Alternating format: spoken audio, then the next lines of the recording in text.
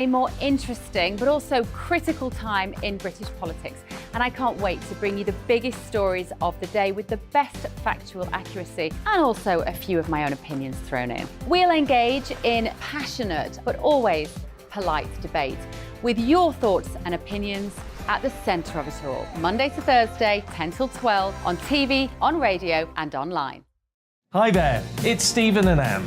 At breakfast from 6 a.m, you'll always be caught up with everything you need to know, the latest headlines, opinions and debates. We'll bring you the good news and the bad, but most of all, we're here for you. Remember, send in your views and let us know what you would like us to talk about.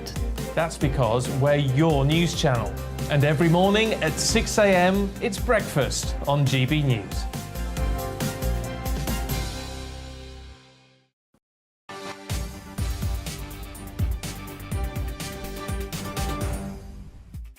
Hello, you're with Patrick Christys on GB News. Let's liven things up a bit. I want to keep it moving today, people. Let's have some fireworks. Can we trust the French? Those chateau-dwelling strike merchants have been taking our money and waving illegal immigrants across the channel. Rishi Sunak stands on the brink of an 18 million quid deal with Macron that could see British boots on the ground in France, not for the first time, I won't make that joke, to stop the small boat crisis. Under the plans, British Border Force officers could be placed on French beaches to stop migrants in their tracks. But will it work? Or is it just more money squandered? GB Views at gbnews.uk. COP27. What a farce. Thousands of people taking jets to a climate conference. I'm asking you whether you think our unelected Prime Minister has any right to give away billions of pounds of our money to pursue this big net zero agenda. Is it time for a referendum on climate spending? Britain is not the world's piggy bank. We're being taken for mugs, if you ask me. We don't have enough money to solve problems over here, but we've got billions, trillions, to lob over to countries like Pakistan, which can afford its own nuclear weapons programme, to help them tackle the climate crisis. Not on my watch. Also, this hour, apparently notorious master of the dark arts, Gavin Williamson, treats Downing Street staff the same way I treat my producers. He allegedly threatened civil servants and even told one of them to slit their throat amid bullying accusations. I'm asking, do people just need to toughen up, or is it actually back out of order? This afternoon, Number 10 has insisted the Prime Minister Rishi Sunak still maintains confidence in his ally. That's usually more of a curse than a blessing. Get in touch, gbviews at gbnews.uk. Big questions for you today. Do you want a referendum on net zero? Should Sunak be sending billions abroad when we have our own problems here? Get in touch, gbviews at gbnews.uk. But before that, it's the headlines.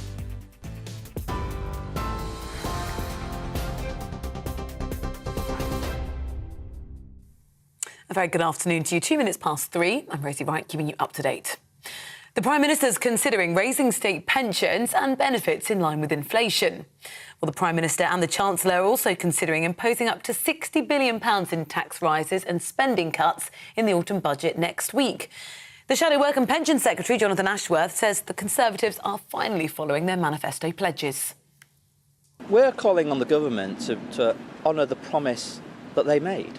It's a manifesto commitment for the Conservative Party, but it's a promise that Rishi Sunak made less than 6 months ago.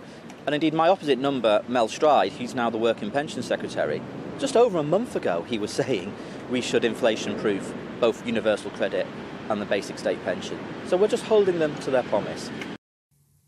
Downing Street's described the latest bullying allegations against Sir Gavin Williamson as serious. Well, there's reports in the Guardian newspaper today that Sir Gavin told a senior civil servant to slit your throat while he was the Defence Secretary. It also claims that on another occasion, he told them to jump out of the window. Scrutiny's mounting on the Prime Minister after it emerged that he appointed Sir Gavin to the Cabinet despite being aware of a previous allegation. Sir Gavin denies bullying. Boris Johnson has asked the MPs he's nominated for peerages to delay taking them so they don't trigger by-elections in their constituencies. Nadine Dorris and Alok Sharma are amongst those that the Times newspaper is reporting to have given the honours. The Conservatives are currently behind Labour Party in most official opinion polls.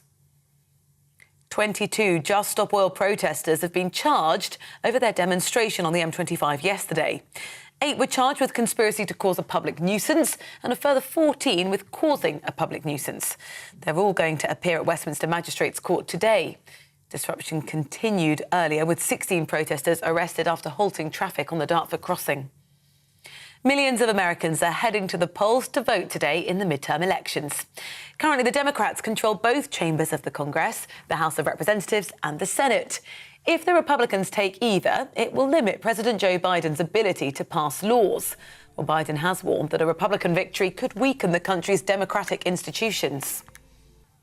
The former US President Donald Trump has given his biggest hint yet that he will be running for the White House again.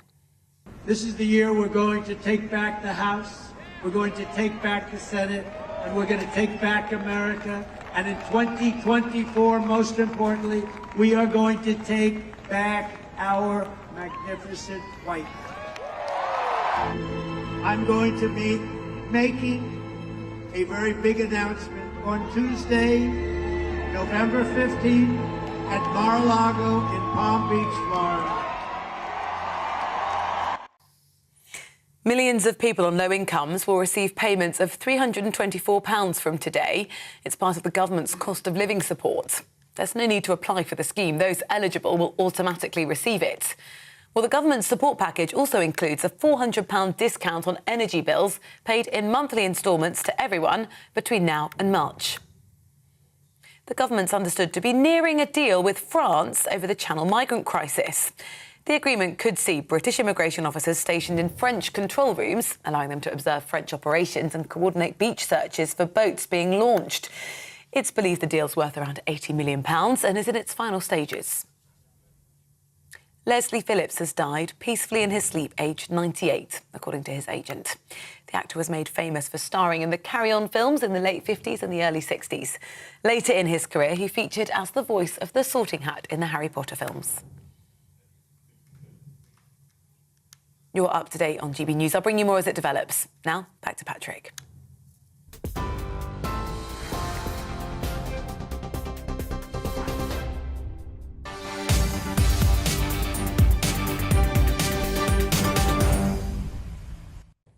Do you trust the French? Sunak is set to lob another 80 million quid Macron's way, so the Napoleon wannabe will allow British boots on the ground to help stop small boats crossing the Channel. Now, I could make a lazy joke about Britain not having to ask the French for permission the last time we tried to patrol their beaches, but I would never do such a thing. I am better than that. The agreement is expected to pay for an increase in the 800 daily patrols, which are currently carried out by French officers. It's estimated that the French have so far prevented 42%, yeah, right, of all attempts made this year. Home Office officials believe if 75% of boats are stopped from crossing the Channel, then facilitating the treacherous journey will no longer be feasible for the smugglers. Look, I just don't buy this. I don't believe it. I think it's money for nothing. Unless we can deport people quicker, they will keep on coming and they'll find new ways to do it. Our deterrent has to be deportation, in my view, and we have to cut the head off the snake and smash those smuggling gangs. Do you think British Border Force officials in France will work? That's the view that I want to hear from you. gbviews@gbnews.uk. To break this down a little bit, I'm joined now by GB News' political reporter, Olivia Rutley. Olivia, thank you very much. More money to the French. £80 million to the French, and some of this is going to go on upping the number of French border patrols going down the beaches, and some of it's going to be used for the first time to have British Border Force agents sitting in French patrol unit stations. That's the first time that will happen, but they won't actually have any power there because the French feel that they don't want the British police essentially controlling their land. They're worried about sovereignty issues, so they'll just be sitting there observing. The benefit of that is that they'll be able to give live intelligence over to the British Border Force officials here and be able to say when they see the French not stopping the boats. Evidence. So they will be able to see more quickly, instead of someone with binoculars on the White Cliffs of Dover, they will be able to say the French have not stopped this boat. Do you mind intercepting it? Exactly. Right. The problem is, of course, that we had 2 years ago, the government gave 56 million to the French to up the number of Border Force officers patrolling the French beaches, and this is a situation we're in at the moment. So there is a bit of a danger, and I've spoken to a few Conservative MPs today who feel as though it might just be throwing good money after bad. On the other hand, it's the first sort of breakthrough that there was a similar deal being mooted a couple of years ago, but it all went down the pan when Well Liz put, Truss... I thought you were going to say something else there. I was. When Liz Truss's foreign secretary said that she couldn't say whether Macron was a friend or a foe. So that's when everything went wrong there. Now we're at the same stage again. It is progress, but there are quite a few So caveats. just to clarify, Olivia, because we're going to have a bit of a head-to-head debate on this very, very shortly, but just to clarify, we are now paying, on top of the, roughly speaking, 100 million, we're paying another 80 large so that British people can sit and watch French border control look at a computer screen of boats being allowed through to Britain. As far as I can understand it, that is part of it, yes. Right, the other part, go on, the other part. Is on increasing the number of French Border Force officers patrolling the beaches. So we're in France. paying for French Border Force as well? So we're paying for French Border Force as well. Part of the 80 million is for the British to sit and watch the French. The other part is for more French officers. I mean, the other side of that is that these French officers so far have been making a difference, and, you know, the figures that might be inflated, but somewhere around 42% of crossings are stopped. So they are effective. So there is a good argument for it. But yes, as I say, there are big caveats. Yeah, there are indeed. We'll get in touch on this very issue. It's our big one for the day. We've got a load coming your way, actually, I must say, because we're also going to be delving into the world of COP27. Rishi Sunak talking about giving away money. Apparently we're facing massive tax hikes here, aren't we, ladies and gentlemen? But we have billions, well, if they have it their way, trillions to give to poorer countries to help them tackle the climate crisis. Pakistan, for example, being one of those. It does have a nuclear weapons programme. I can't help but feel that maybe they could possibly fund their own climate programme. But there we are. Loads of you already getting in touch, though, with the topic that's going to lead not just this hour, but every single hour, which is our migration problem, our immigration problem, our illegal immigration problem in the Channel. You heard that right. Potentially Sunak is going to agree with Macron that we, you, me, everyone we know, will give 80 million biggies over to the French so that we can have some British people sitting in a French control room, and then we can essentially pay for their border force as well. And Roy has already been in touch. The only way to stop immigration is to add a deterrent, in my opinion, deportation, a quicker deportation programme, and no four-star hotels would be that deterrent, Roy. Keep these views coming in, gbviews at gbnews.uk. But more importantly, and let's cut right down to brass tacks on this, people, can we actually trust the French? Joining me now is the international security and border expert. It's Henry Bolton, OBE. Henry, thank you very, very much. Now, if I was... I'm going to just add a caveat here so that I'm measured. If I was French, OK, I would be quite happy to wave some of these people through. And I'm not sure... This is one of the reasons why I don't think this will work. I'm not sure just giving them money is going to be enough to entice them to keep these people on their own turf. I agree entirely. Look, I mean, I've mediated between many countries on border agreements, including precisely this sort of problem. One country, country A, complaining that country B is allowing people who shouldn't be moving across their border into country A. But that's the reality. We don't want these people. The French don't want them. So we're both in a conundrum. The French are going to let people who they don't want leave. Yes. That's the bottom line of this. Now, at the moment, part of the funding that we've already provided is funding gendarmerie reservists to conduct patrols on the beaches of the North French coast. It does have some effect. And, of course, there is a resource thing, because the French have got a political argument as well. You know, why are we doing this? We don't want I understand that argument. Want us to stop it. The British should contribute. But, and this is the real nux of it, I don't believe that this is going to stop the flow in any way whatsoever, because actually the flow doesn't start there. The French don't want these people, but they don't let them into the European Union. What's happening is organised crime networks back in the countries of origin are actually encouraging these people to join the network. They're saying, I tell you what, you give me X amount of money, I'll get you over to the UK where you can earn more money. So see it as an investment. They're rather like a travel agency marketing their services, bringing these people in. It is economic migration. These people know that they are bypassing legitimate border controls, but we've got to go after those crime groups. We do.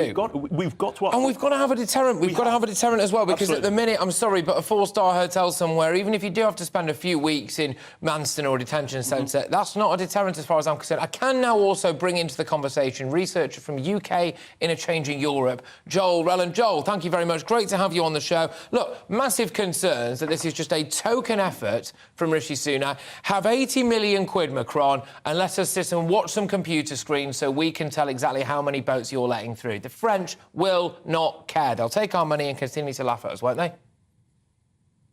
think it's a bit early to say it's a token effort. I mean, these discussions have to start somewhere. And as you were alluding to in your earlier conversation, this is clearly, as all migration issues are, it's an international issue. It's about crossing an international body of water. And so if you want to find a more sustainable, manageable solution to what's going on, you need better cooperation between the UK and France than we're currently seeing. So, creating the grounds for closer conversations, for potentially British officials on French soil, that is the start of a conversation. And I wouldn't be too downbeat yet. Well, the thing is, the reason why I am down is because we've already tried something similar. We've already given a boatload, if you'll excuse the pun, of cash over to the French and seen next to nothing in return. These figures that they've stopped 42% of boat crossings, I'm sorry, I just don't buy that, given the fact that we've had about 40,000 people arrive already this year. I'll stick with you, Joel, because Henry had quite a big say before, but I can't help but feel like the French are just treating us as a sugar daddy. We're tossing a load of money their way and they're just doing nothing with it. They're using us. I think there's a genuine desire on the French side to do more with the British on this. I think the sort of, the big problems in these relationships over the last couple of years come back fundamentally to Brexit. That's really been where the problems in the relationship have lain. There's been well-publicised difficulties between Macron and Boris Johnson on all number of issues, from fisheries to migration to the protocol. And I do think there's a sincere belief that perhaps Rishi Sunak heralds a slightly different kind of relationship. I think there are obvious similarities in personalities between Sunak and Macron. This might be the start of something different. Yeah, well, bankers, I suppose, one word for it. Henry, I'll bring you back into the conversation now. Henry Bolson, of course, a border security expert. Have things got worse? Hear me out on this, people. Have things got worse as a result of Brexit? We were told we could control our borders. Would there be greater cooperation and, crucially, fewer illegal immigrants if we were actually still in the EU, Henry? Thank you, Patrick. I'm really glad you asked that question, because a lot of people think that the Dublin III agreement, which was an agreement on immigration returns, whilst we were a member state of the European Union, actually helped us to return people back to the European Union. The reality is that that was not the case. Dublin III enabled the UK and any other member state to return somebody to the country they entered the European Union through. That meant that you had to, firstly, identify that country. Secondly, there were mechanisms in place, but they weren't by any means totally reliable. Secondly, you had to have the agreement of that nation to send them back. Thirdly, you had to give them the right of appeal 3 times before doing so.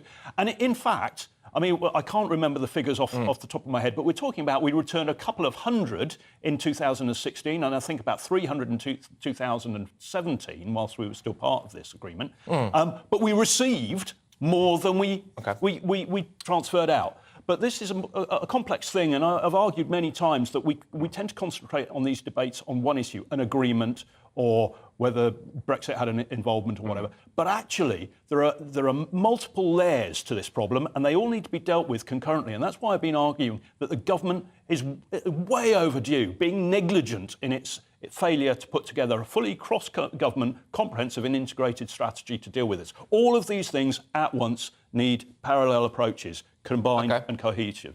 Yes, all right. Joel, I'll throw it back over to you now. Joel, I don't think we can get around the idea that I just don't think Emmanuel Macron wishes us well. I'll never forget that time he came and met Theresa May, and the optics of that had been great. And I think Downing Street even put out a little press release, what a great meeting this was.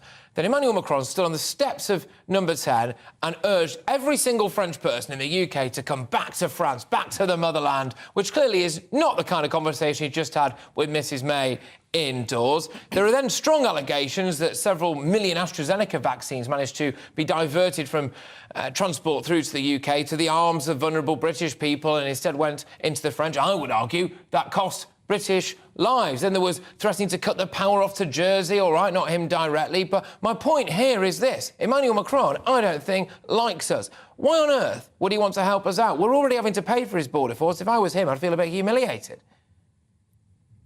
Well, I think the Franco-British relationship has always been characterised by a certain degree of competitiveness and rivalry. They're kind of two, if you like, major European powers of the past 50 years or so, and they're now kind of in different blocks of the UK outside the EU. So I think it's quite natural in a way that the UK will be competitive on a lot of issues. And you're certainly right to say that Macron is going to be putting France's issues and interests first. And I think if we think about this migrant issue, there probably is more on the line for Rishi Sunak than Macron in this situation. That's something that we shouldn't forget about. It was very clear when Sunak came into power that he put a renewed emphasis on migration in his political rhetoric. I think you had James Cleverly, Suella Braverman hitting the airwaves talking about it straight away. This is a big political case for him.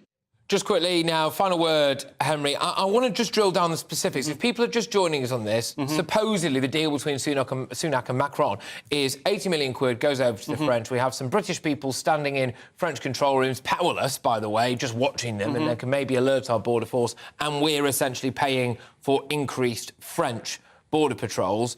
The actual purpose of Brits standing over watching the French look at computer screens is a pointless waste of taxpayers' cash, is it not? It's negligible and certainly not worth 80 million. And, you know, the fact is that, we're talking about Macron, I mean, you know, Macron's political position, I mean, of course he likes the Brits going to him and basically saying, look, we're so desperate here, we need you to help us out, we're going to give you 80 million to help us out. Look, countries all around the world exchange information officers, if you like, liaison officers. That's what we're doing essentially here. It's a perfectly normal practice. Paying £80 million to do so is not a normal practice. OK, not all the 80 million is going to that, and of course they have to be funded somehow, but it's nowhere near 80 million.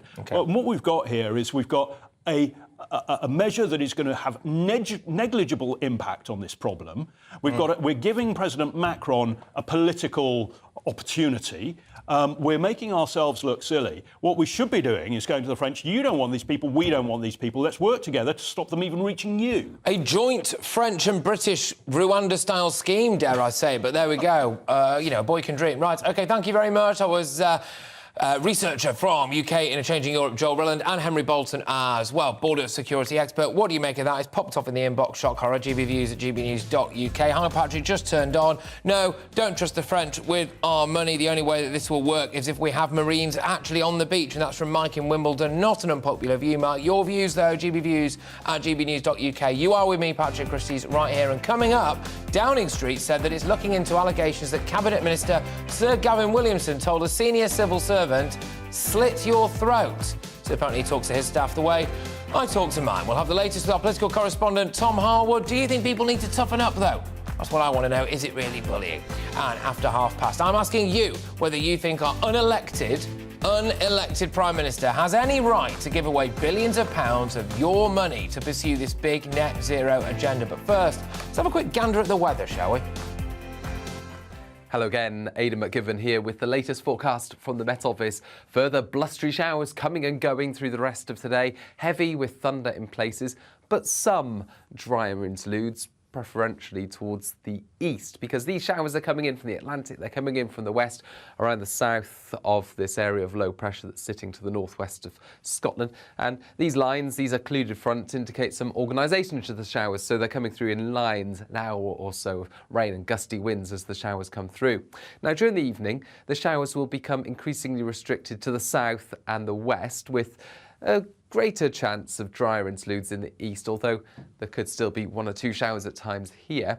Temperatures in most places staying at around 8 to 11 Celsius, but in some sheltered spots, for example, northern England, northern Scotland, those temperatures dipping to the mid-single figures, where we get the greatest chance of some clear spells. And there will be some brightness first thing Wednesday, some sunshine, especially in the north and the east.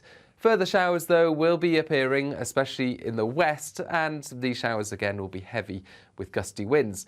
But there'll be fewer of them compared with Tuesday, a better chance of some sunshine, and lighter winds, but still fairly blustery.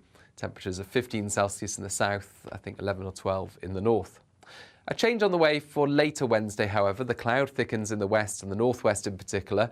A breeze picks up coming from the southwest, and that will send some outbreaks of rain, mostly light and on and off, but some more persistent and heavy bursts for the north and west of Scotland.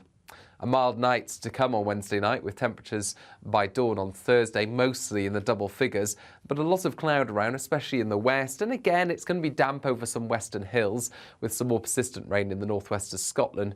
But all the while, it's turning drier and brighter in the southeast, and that's the trend for the rest of the week. It's going to turn drier in the southeast, unsettled in the northwest.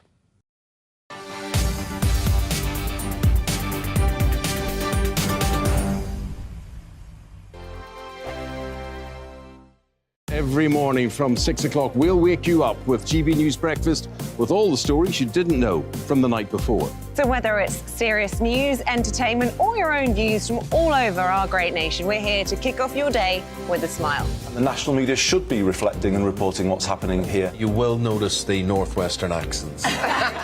Whether you're with us on TV, radio, or online, every morning it's breakfast from 6 a.m. Hope you can join us.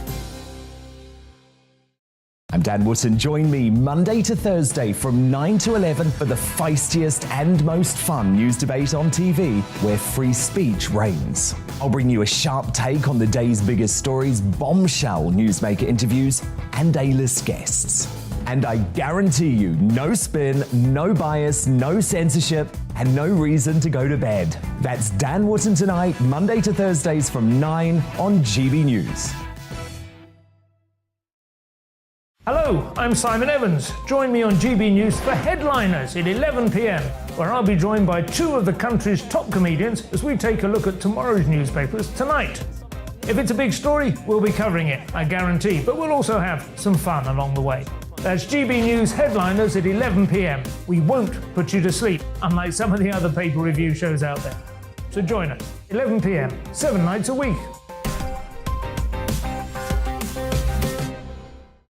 Hello there, it's Eamon Holmes here from Breakfast on GB News. We're not just on your television and your screens, you know. We're on DAB plus digital radio, so you can listen to your favourite shows on the move. If you've not yet listened to GB News Radio, it's very simple. We're on your radio player and TuneIn apps, on your smart speaker, phone or tablet, or online at gbnews.uk. Take us with you wherever you go. GB News Radio. You never have to miss a moment of the People's Channel. Join me, Arlene Foster, for the briefing on GB News. Every Friday at 3 p.m, I'll give you all the latest political news and analysis, and we'll have robust live debate. To make sure that you're caught up on all of the biggest issues of the day, we'll bring on experts in their field. I'll ask the questions that you'd like to ask. We're not afraid to tackle discussions from all perspectives, including yours. Don't forget, the briefing with me, Arlene Foster, every Friday at 3 p.m. on GB News.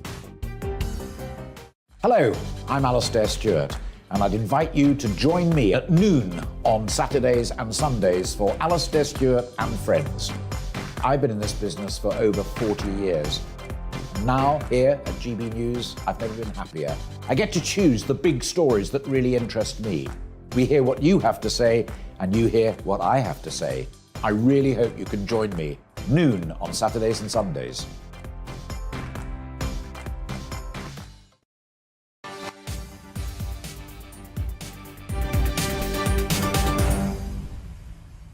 OK, a few of the overarching topics of the day today. Before we just get stuck into that minister bullying claims, we are asking you whether or not you think 80 million quid to the French so that we can essentially not patrol their beaches for them is value for money. Also, should we be giving trillions of quid to lesser nations to try to help them with the effects of climate change when we have so much going on over here? GBviews at gbnews.uk. But before all of that, Downing Street has said that it's looking into allegations that Cabinet Minister Sir Gavin Williamson, the one who looks and sounds a bit like Professor Snape, told a senior civil servant, "Slit your throat," in the second bullying claim being levelled against the former Education Secretary. Well, Sir Gavin is also facing allegations that he sent abusive messages to the former Chief Whip, Wendy Mawson, because he wasn't invited to the Queen's funeral. I think that was like the political equivalent of someone's birthday party, actually, but there we go. An internal inquiry by the Conservative Party is underway, and he's been referred to Parliament's bullying watchdog. This will come as absolutely no surprise whatsoever to anyone who's had anything to do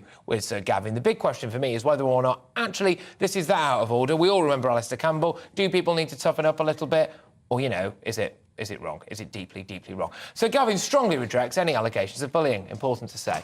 Joining me now is GB News political correspondent Tom Harwood. Now, Tom, sorry, just before I speak to you, I think it's important that the nation knows Tom, soon to be potentially an award-winning, actually, here we go, nominated for the up-and-coming Broadcast Journalist of the Year at the Pagefield London Press Awards. I think that's a bit insulting, Tom. You actually arrived years ago. But anyway, take it away, Tom. You better be good now. What's going on with Gavin Williamson?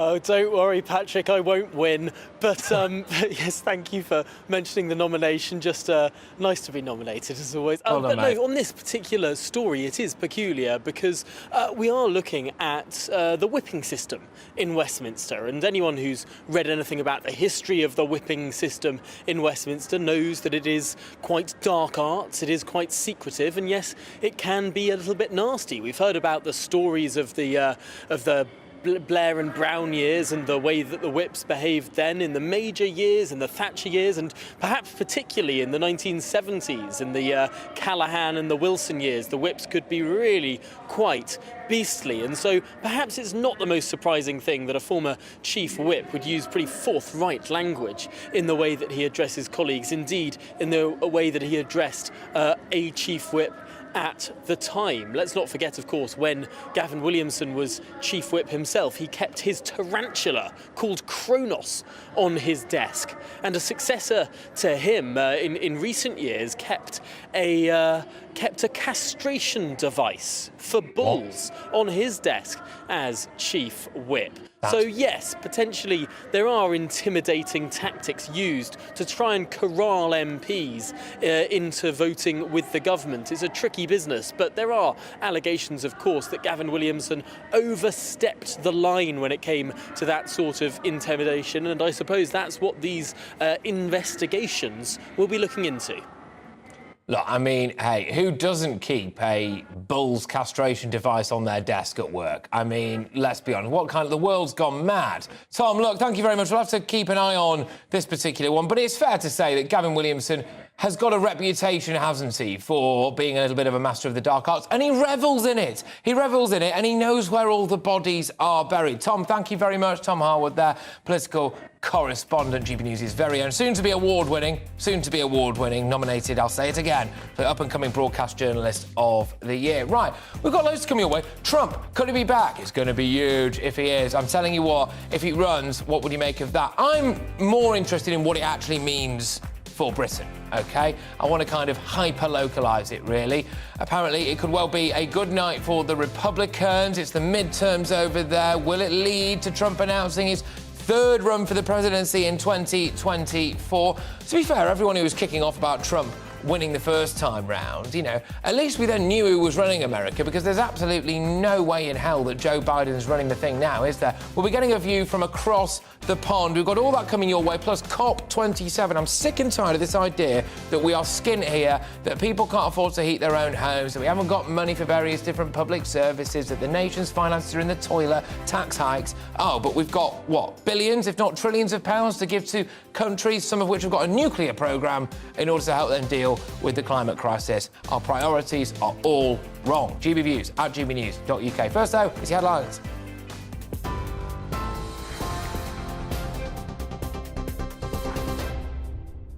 Good afternoon, 3:32. I'm Rosie Wright, keeping you up to date.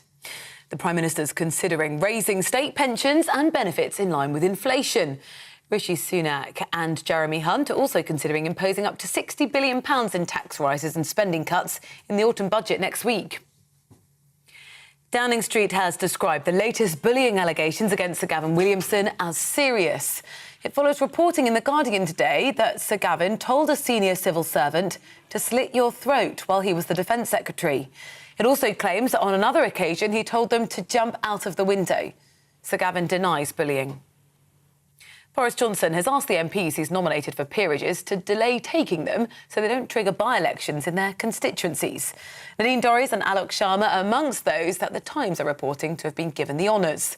The Conservatives are currently behind the Labour Party in most official opinion polls. 22 Just Stop Oil protesters have been charged over protests on the M25 yesterday. 8 were charged with conspiracy to cause a public nuisance and a further 14 with causing public nuisance. They're all going to appear at Westminster Magistrates Court today. Well, disruption continued earlier this morning, with 16 protesters arrested after halting traffic on the Dartford crossing. Leslie Phillips has died peacefully in his sleep, aged 98, according to his agent. The actor was made famous for starring in the Carry On films in the late 50s and early 60s. Later in his career, he featured as the voice of the Sorting Hat in the Harry Potter films. We're on your TV, online and your DAB+ radio. It's GB News.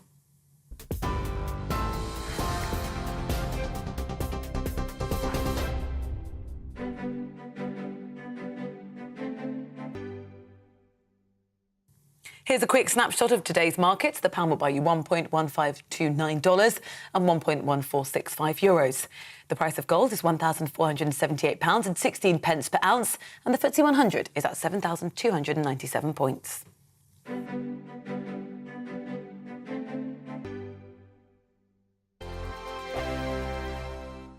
Monday to Thursday nights on GB News. At 6, it's Dubes & Co.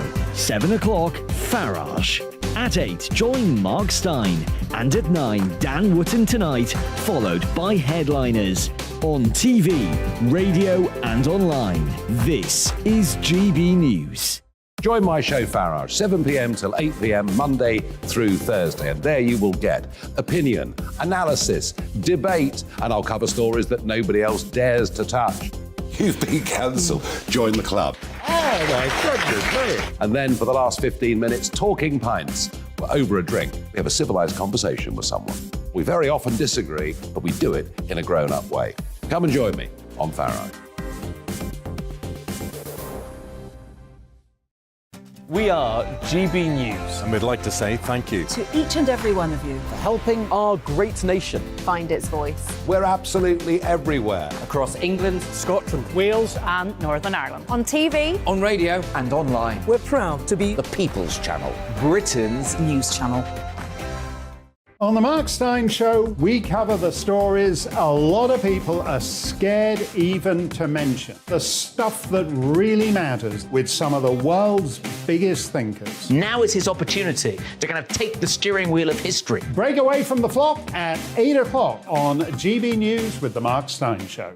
Hello, I'm Michelle Dewberry, and you can join me every weekday 6 till 7 on Dubes & Kerr. Me and my panel will get stuck right into the day's events, and I can tell you, in fact, I can warn you, expect some robust debates, some strong opinions and perspectives from both sides of the fence. It's about you at home as well. I love to read out all of your comments, or at least as many as I can. So join me, Michelle Dewberry, Monday to Friday, 6 till 7 on Dubes & Kerr.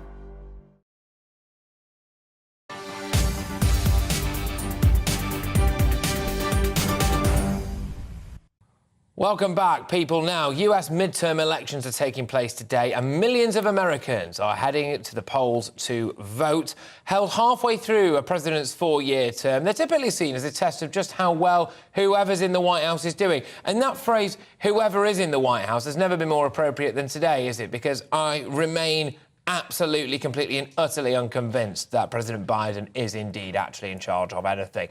Currently, the Democrats control both US chambers of the Congress, the House of Representatives and the Senate, but their majority is slim, and Republicans only need 5 seats to take the House and just 1 to control the Senate. And if that happens, President Biden would effectively have his hands tied for the next 2 years, as the Republicans can block his ability to pass laws, although whether or not he will know that is, of course, a different question. Donald Trump has used his final rally to give his biggest hint yet that he will run for president again in 2024. Our political reporter, Catherine Forster, just before I go to this report, I just want to say, if you're thinking, well, this is all far away, it doesn't really affect us, just have a think about this as we're going to get stuck into it now, because we are in a special relationship with America. And at the moment, that relationship is strained, to say the least, not really because of what we're doing, but because Joe Biden appears to like to tell us all that he's Irish. And that means something. So what would it actually mean if the Republicans were back in town? And let's be honest, wouldn't it be utterly, utterly box office if Trump came back? It'd be huge. Catherine Forster's got this report. The Democrats were optimistic just weeks ago. That has faded. Control of Congress is on a knife edge. Polls suggest the Democrats will lose their wafer-thin majority in the House of Representatives. The Senate is currently split 50-50. One more single seat would give Republicans control. Whoever resides in the White House usually loses ground in the midterms, and Biden will struggle to push through legislation without a majority in one or both houses. Voters are worried about inflation and recession. Republican Governor of Florida, Ron DeSantis, blames the Democrats. We have the worst inflation that we've had in this country in 4 decades, and that didn't happen by accident. It happened because he came in and they printed and borrowed and spent trillions and trillions of dollars when they were warned if they did that, it would spark exactly the type of inflation that we've seen now. President Joe Biden is warning the consequences of this vote will be profound. We face one of those inflection points, one of those moments that not only comes around every 3, 4, 5 generations. We all know it in our bones that our democracy is at risk. Previous Democrat presidents, including Barack Obama, are rallying around Biden with similar messages. This habit we have of demonizing political opponents, of saying crazy stuff, it creates a dangerous climate. Obama and Bill Clinton both did badly in their midterms but were re-elected. But President Biden is almost 80 and his approval ratings are dire. His Vice President Kamala Harris is unpopular too. And then there's this former president, Donald Trump, still claiming the last election was stolen. I ran twice, I won twice, and I did much better the second time than I did the first. And now, in order to make our country successful, safe, and glorious, I will probably have to do it again, but stay tuned. In 2022, the United States of America is anything but united. Catherine Forster, GB News. Looks like it might just be about to get exciting again over there, doesn't it? Peggy Grant, former executive assistant to President Ronald Reagan and author of The President Will See You Now, joins me. Thank you very much, Peggy. OK, first things first, Trump is going to be huge. Is it happening? Well, I think we will all know it won't be a silent announcement if he decides to make one. You know, the left wants to talk about nothing but President Trump because they don't want to talk about their failed policies. They've tried to tell the electorate what we should care about instead of listening to what we do care about. And what we're going to see today is an utter rejection of those failed policies. Nobody trusts the Democrats to fix these failures because they see the Democrats as having caused these failures. Just give me some specifics then, because, you know, look, sometimes Joe Biden is accused of lobbing things out there without any evidence. We wouldn't want to have you accused of the same thing. So what have been some of Joe Biden's shortcomings then that need fixing? Well, how much time do we have? You know, the left has tried to make this election about January 6th, about abortion, about climate change. And they've even rolled out the old tried and true threat that Republicans are going to take away grandma's Social Security. But the American people have been very focused on the things that affect their daily life, about inflation, about soaring energy costs, about failed schools, about an education system that's in decline, and about an open southern border, which is dangerous and deadly to our nation. And we see our decline on the world stage. We see the vacuum of power that Joe Biden's weakness has created. We see bullies rising all over, from North Korea to Iran to China to Russia. We see that happening because they see the weakness on the world stage that Joe Biden is projecting. And the American people want no part of that. They want a change of course, and that starts today. OK, Peggy, look, and realistically, it's on a knife edge, isn't it? Your predictions presumably are that the Republicans will regain control of both houses, yes? I do think I'm confident that we will regain control of the House. I'm optimistically cautious that we will also gain control of the Senate. But where I think some of the really big messages are going to be sent is in our states. And as a federalist system, you know, we see the importance of the state leadership, especially during COVID, when some of these states locked down and masked our kids and closed our schools and put fear into people and vaccines into people that didn't want them. And we saw other states that actually had prosperity and freedom. And so we're going to see some surprises, whether it's New York, where Lee Zeldin, I think, is going to be the first Republican governor in decades, or even in deep blue Oregon. I think we're going to see a Republican governor there, too. And those make a difference. And a collection of strong Republican governors across the nation also can put pressure on this Biden disastrous administration. Well, Peggy, thank you very much. Peggy Grant, former executive assistant to President Ronald Reagan. And one of the reasons why I want to give so much coverage to this is because I really value, I don't know about you at home or if you're listening in your car or online, whatever you're doing, I really value our relationship with the United States of America. And I think it's been a real shame the way that it's gone in the last few years, not really through any fault of our own particularly, just the fact that the current president of the United States doesn't really seem to like us, in fact, actively doesn't like us, which I think is really unfortunate. Whereas, of course, if Trump was back, then maybe we would possibly actually have a friend. I do believe that we're going to be speaking to somebody else on this very, very issue now. But before that, I'm just going to delve into the world of my inbox just to get your views on it. It's an interesting stuff when it comes to whether or not Trump Trump should come back. I mean, yes, the views like Will, for example, in my inbox, gbviews@gbnews.uk, is pretty anti-Biden, that's fair to say. But let's take a look now at the moment that Donald Trump, this is the thing with Trump. I went to see him in Washington, actually, a good couple of years ago, and it was a real honour and a privilege to see him at a CPAC campaign rally, a party rally there. And he is box office. Whether you like him or loathe him, he is absolutely box office. And the same media that were tearing him down and trying to tear strips off him miss him greatly because he was great for ratings. And Donald Trump did not disappoint. I don't know if you've all seen this, but I wanted to play this clip because he basically was in Miami and, well, he went on the attack at Sleepy Joe Biden. Have a look at this. Just take a look at the screen right up here. All men and women created by go. You know the thing. It holds near and dear to you that you like to be able to. Anyway.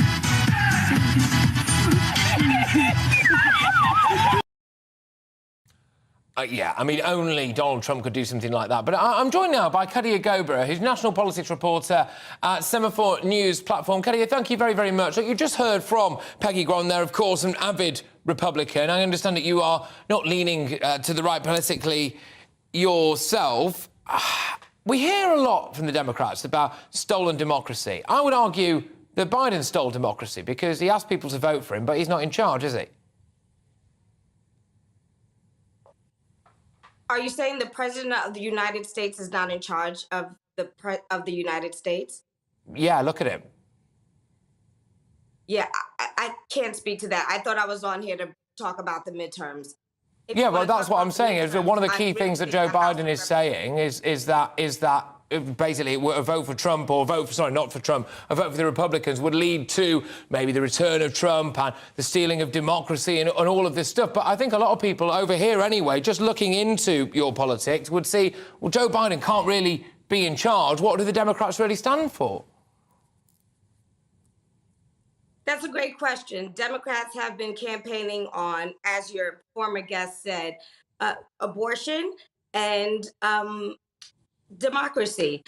On the other hand, Republicans have been campaigning on crime and inflation. And to be honest, it seems like that is the message that is resonating with voters.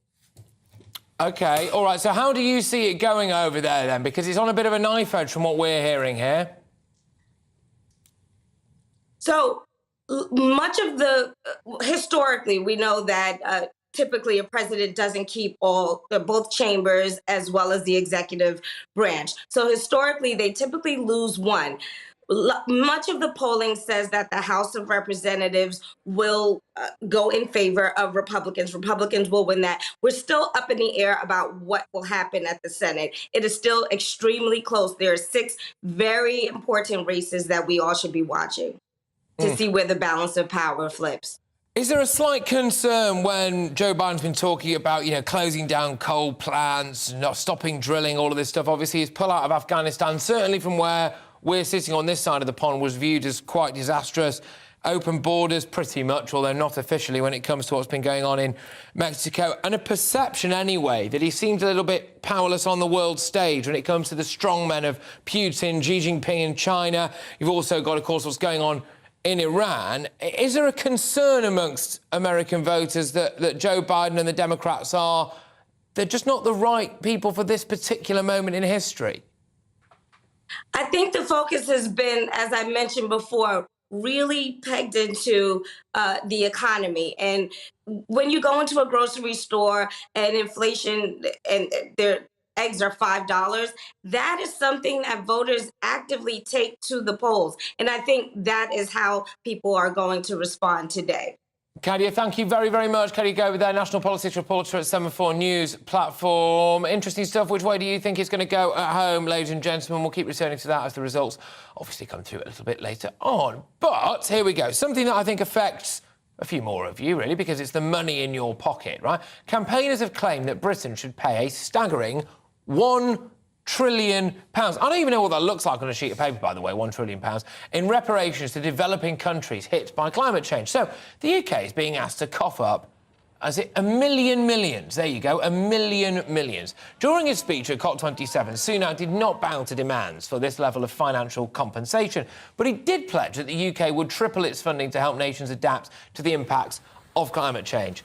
I think that we are fast becoming the world's piggy bank. And maybe when everything's rosy in the garden, we could afford to do this. I would still argue that we probably shouldn't, by the way. But right now, really, tax hikes, austerity, we've got to tighten our belts. We couldn't possibly go for growth. Growth would be bad. But giving trillions or billions, $1 million away to some countries, by the way, like Pakistan, who've got a nuclear programme, I would argue maybe the optics of that are pretty bad. But joining me now is the investigations campaign manager at the Taxpayers Alliance. It's Elliot Keck, who's made the effort to traipse all the way into the studio. Thank you very much. Now, you oppose and expose wasteful expenditure of public money.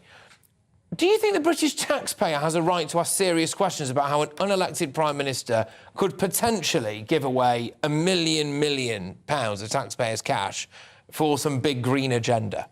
Well, I certainly hope Rishi Sunak is not actually taking this £1 trillion claim seriously. It's a bit of a political stunt. But I think the point that you made earlier about doing it when times are rosy is a really, really important one. Rishi Sunak is facing a really tough in-tray. We've got a historically high tax burden, and at the same time, we've got public services which are struggling, and to think that he would be spending any spare cash and any spare change that he can find on something like climate adaptation, on £90 million to help the Congo Basin, just seems completely preposterous. Yeah, I mean, look, what about people that are right here? I mean, with absolute respect, you know, Dorothy in Whitehaven, who's struggling to heat her home or is absolutely apoplectic with worry about the fact that maybe a business shut down during a lockdown that Rishi Sunak seemed to back as well, and a large part is now to blame for our financial woes. But it'll be a relief to Dorothy in Whitehaven here, who maybe voted Tory at the last election, that the people of the Congo Basin will have a bit more cash. Well, exactly, and your colleague Tom Harwood made the point earlier on Politics Live that the UK has done more to cut CO2 emissions in the last 30 years than any other country. So the British people, I think they feel like they're really, really doing their part, and they have done their part. And to think that they're now going to have to be spending billions of pounds, potentially billions of pounds, I mean, the government has said it's committed to the £11.5 billion that it's pledged for climate science, just seems completely absurd, and it's money that would be better used towards tax cuts and funding our public services. Yeah, 100%. Since you mentioned Tom Harwood there, I'll just bring him back up, actually, because he did make a fantastic point. I'm just going to make it now. So the SNP block new nuclear, the Tories block onshore wind, Labour blocks shale gas, the Greens block solar farms, and the Lib Dems block just about anything being built anywhere. He is making the point, as I think most people would have to agree with, which is this is contributing to Britain now being in decline. And then when you look at the fact that on top of all of this, supposedly $1 million is going to go overseas again, it's starting to look like our politicians actually really don't like this country. Yeah, and it's frustrating because actually where Britain could really contribute to helping to deal with climate change would be in innovation and in technology. And that's exactly the sorts of areas where we're a very innovative country, and we could be taking steps to produce the technological solutions that actually would really, really help countries around the world, much more than a 50 million here, 100 million there. But this is the thing, and I've been asking our public a lot this show, gbviews at gbnews.uk, get those views coming in. When you look at this kind of expenditure on these kind of policies that are designed predominantly to have an effect elsewhere, not domestically, is this referendum territory for the taxpayers? Should taxpayers, I know, the sigh that greets any kind of referendum topic, but I wonder whether or not all of the painstaking things that would go into a referendum, is it worth it? Because so often the Taxpayers Alliance, do taxpayers not have a right to have a vote on this amount of expenditure? Well, I think you're absolutely right that we need a national conversation, and we need a conversation which takes into account the interests of taxpayers far, far more than it currently does. That's something that we try to do. But as for referendum territory, I don't think that's for us to talk about, really. You don't really? And this does appear to be a big waste of taxpayers' money, potentially, I suppose. Do you sympathise with people who say that actually charity should start at home? Yeah, I mean, absolutely. And listen, particularly at a time when, you know, taxpayers are already facing, whether it's a hike in alcohol duty, an increase in corporation tax, the scrapping of the income tax cut. People are already really struggling. Inflation's through the roof. We're looking at a potential freezing of income tax thresholds. That's going to cause enormous damage to people over the next couple of years. And if they're told that part of that is being used to fund the development or conservation in the Congo Basin, I think that really takes a biscuit. Yeah, indeed. I keep banging on about this, but some of it apparently to Pakistan. I understand terrible flooding over there, obviously shocking flooding over there.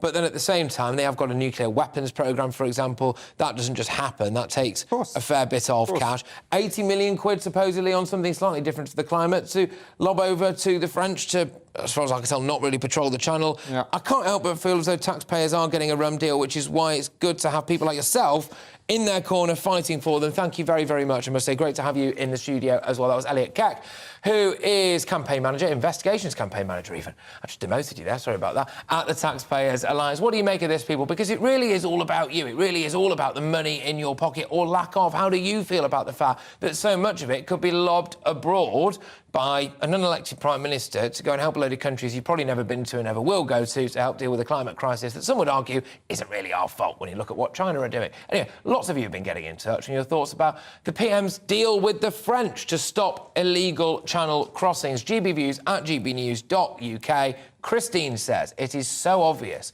what this deal with Macron will mean. Our observers will alert Border Force more quickly so that they can pick up even more migrants. In case you are just joining us, your ears are not deceiving you, your eyes are not deceiving you. 80 million pounds to the French so that British Border Force officers with no powers whatsoever can stand in a French control room and watch the French watching dinghies cross the channel on their computer screens. They will then be able to alert people like the RLLI, the Border Force, our Coast Guard, that these dinghies are on their way. So, if anything, I would argue there's the potential for this to make channel crossings more efficient, not stop them. We are also, you and I, paying for more French border controls of their own. So we are now paying not only for our own border force, but also the French. Good stuff. Lee says the solution to boat crossings is quite simple. Return them to France ASAP. Once they release their money or realise their money is being wasted, the problem will solve itself. We do need to set up asylum processing centres far from the coast so genuine claimants can enter the UK, and with the aid of the French, those who are economic migrants, criminals, etc., can be deported. We've got a problem though, Lee, haven't we? Which is, and it's something I suspect that you and I have to hold our hands up to, which is that if we were the French, would we voluntarily keep these people in our country? No, which is why I think that this won't work, and just lobbing money at the problem, certainly in the direction of Calais, is not going to have any meaningful impact whatsoever, because the French are not going to want to voluntarily keep these people there. Therefore, it has to be deterrent-based. It has to either be deportation, frankly, or setting up some kind of asylum centres elsewhere, because otherwise I don't think it's going to stop this flow. I'm just going to go now to Effion. I don't think I've ever spoken to anyone called Effion before, but Effion says what the UK needs to do is to tell France for every boat of illegals arriving here, we take away one fishing licence from them. A little bit of tit for tat. Hey, look, I'd be up for that. Show the French a bit of resistance. You know what happens next. Stay with me, Patrick Christys, right here on GB News, because I have got loads more to come in the next hour, including whether the Tories should listen to Labour, who are calling on all migrants arriving in the UK to receive digital IDs. Interesting this, because the Labour Party's on a bit of a sticky wicket here.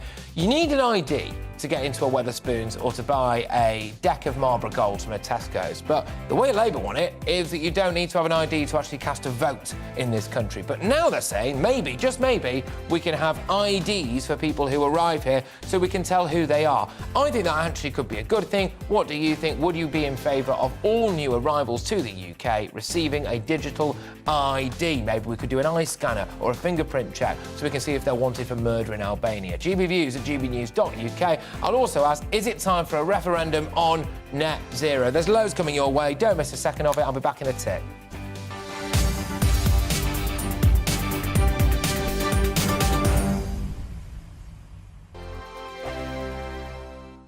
I'm Mark White. As GB News Home and Security Editor, I cover those key issues that are so important to you. Our authorities, our communities doing all they can to combat violent crime. With the public services under unbearable strain, why are we still failing to control our borders? Defence, the first priority of any government, has been continually hollowed out. Can we trust our politicians to protect the armed forces? Join me, Mark White, on GB News. We are GB News, right across the nation. You can get us on television, on radio, on digital. We're absolutely everywhere. Amazing. You see, amazing. You remind me of me in the European Parliament. But here's the most important bit. We are not part of the mainstream establishment. We think and speak just like you do. We are the People's Channel. Magnificent. That's really, really thoughtful. Come and join us on GB News, the People's News Channel.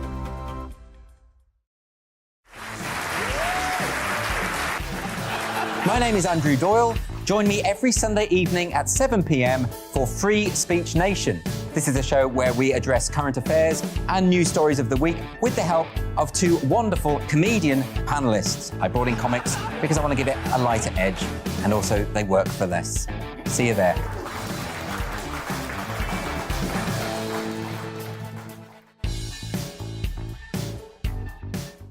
Join me, Arlene Foster, for the briefing on GB News. Every Friday at 3 p.m, I'll give you all the latest political news and analysis, and we'll have robust live debate. To make sure that you're caught up on all of the biggest issues of the day, we'll bring on experts in their field. I'll ask the questions that you'd like to ask. We're not afraid to tackle discussions from all perspectives, including yours. Don't forget, the briefing with me, Arlene Foster, every Friday at 3 p.m. on GB News.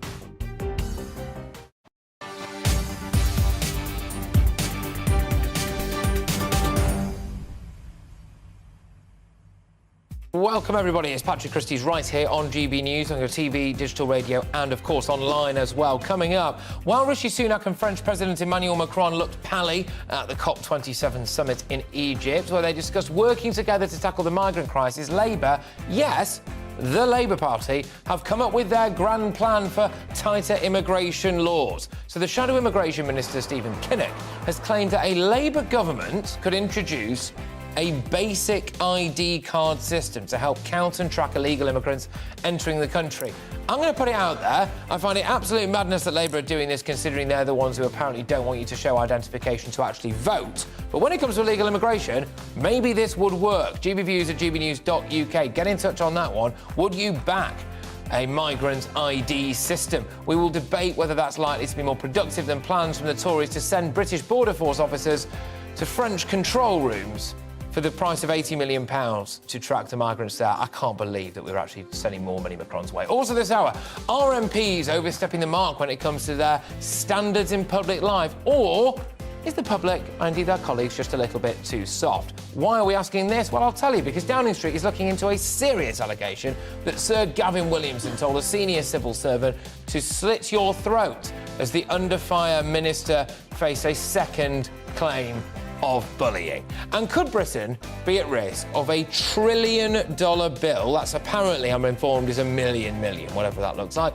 to repay developing countries hit by climate change? During a speech at COP27 yesterday, Rishi Sunak, unelected, pledged that the UK would triple its funding to help nations adapt to the impacts of climate change alongside the government's net zero target by 2050. I think this is madness. Who voted for this? The answer, of course, is absolutely nobody. Should we have a referendum now on whether or not it comes to forking out this kind of cash for our economic, environmental output? So referendum on net zero. We're going to have a toe-to-toe and a head-to-head on that one as well. Get your views on all of that coming in. GBviews at gbnews.uk. But before that, it's your latest headlines with Raymondo.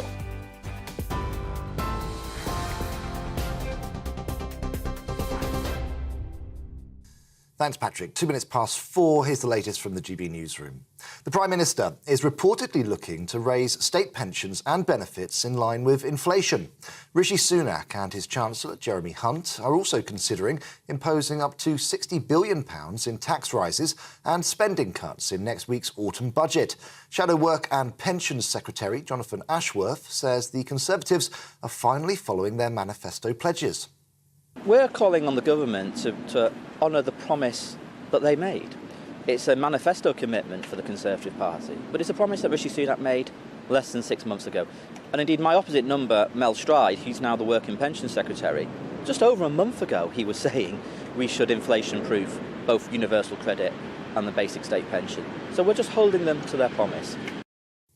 Downing Street has described the latest bullying allegations against Sir Gavin Williamson as serious. It follows a report in The Guardian that Sir Gavin told a senior civil servant to slit your throat while he was Defence Secretary.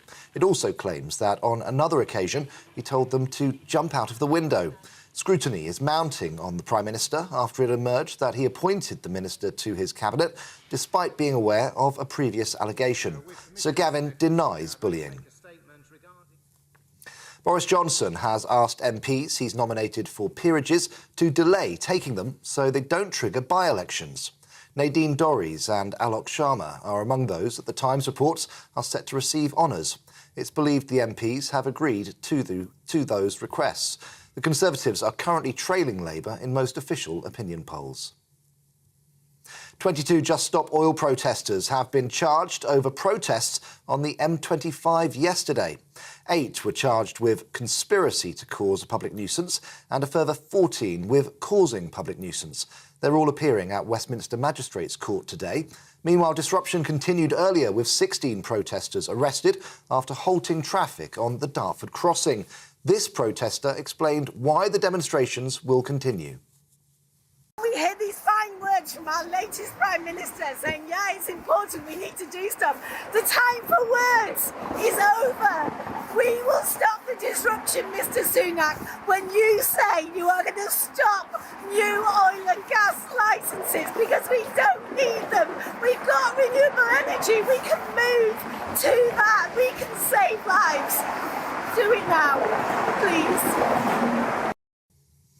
In international news, millions of Americans are heading to the polls today for the midterm elections.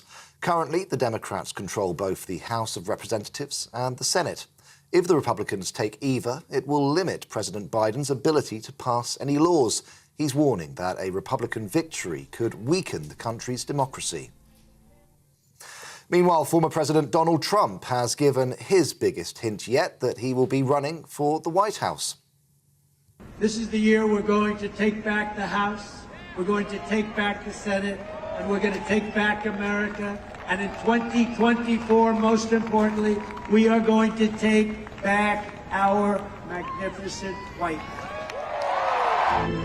I'm going to be making a very big announcement on Tuesday, November 15th at Mar-a-Lago in Palm Beach, Florida. Millions of people on low incomes will receive payments of £324 from today as part of the government's cost of living support. There's no need to apply for the scheme. Those eligible will automatically receive it. The government's support package also includes a £400 discount on energy bills paid in monthly instalments between now and March. Well, as we were just hearing, the government is understood to be nearing a deal with France over the Channel migrant crisis. The agreement could see British immigration officers stationed in French control rooms. This would allow them to coordinate searches for boats being launched into the Channel. It's believed the deal is worth around £80 million and is in its final stages. Leslie Phillips has died peacefully in his sleep, aged 98, according to his agent. The actor was made famous for starring in the Carry On films in the late 50s and early 60s.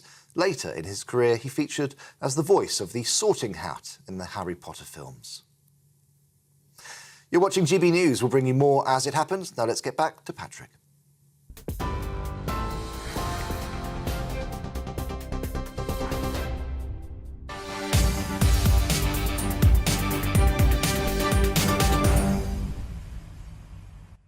More utter madness in the Channel because the government is understood to be in the final stages of a rather expensive deal with the French over how we stop these small boats coming. The agreement could see British Border Force officials stationed in French control rooms, but all is not as it seems because apparently all that this would mean is it allows them to observe operations and coordinate searches for boats making the journey across the Channel, not actually enact anything. It's expected this deal will cost us 80 million quid.